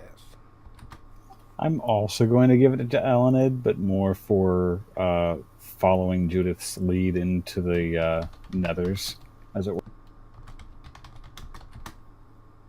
It is a wonder what being fueled by hate and rage will do. And it, though, And Robert. Elined for a multitude of good scenes.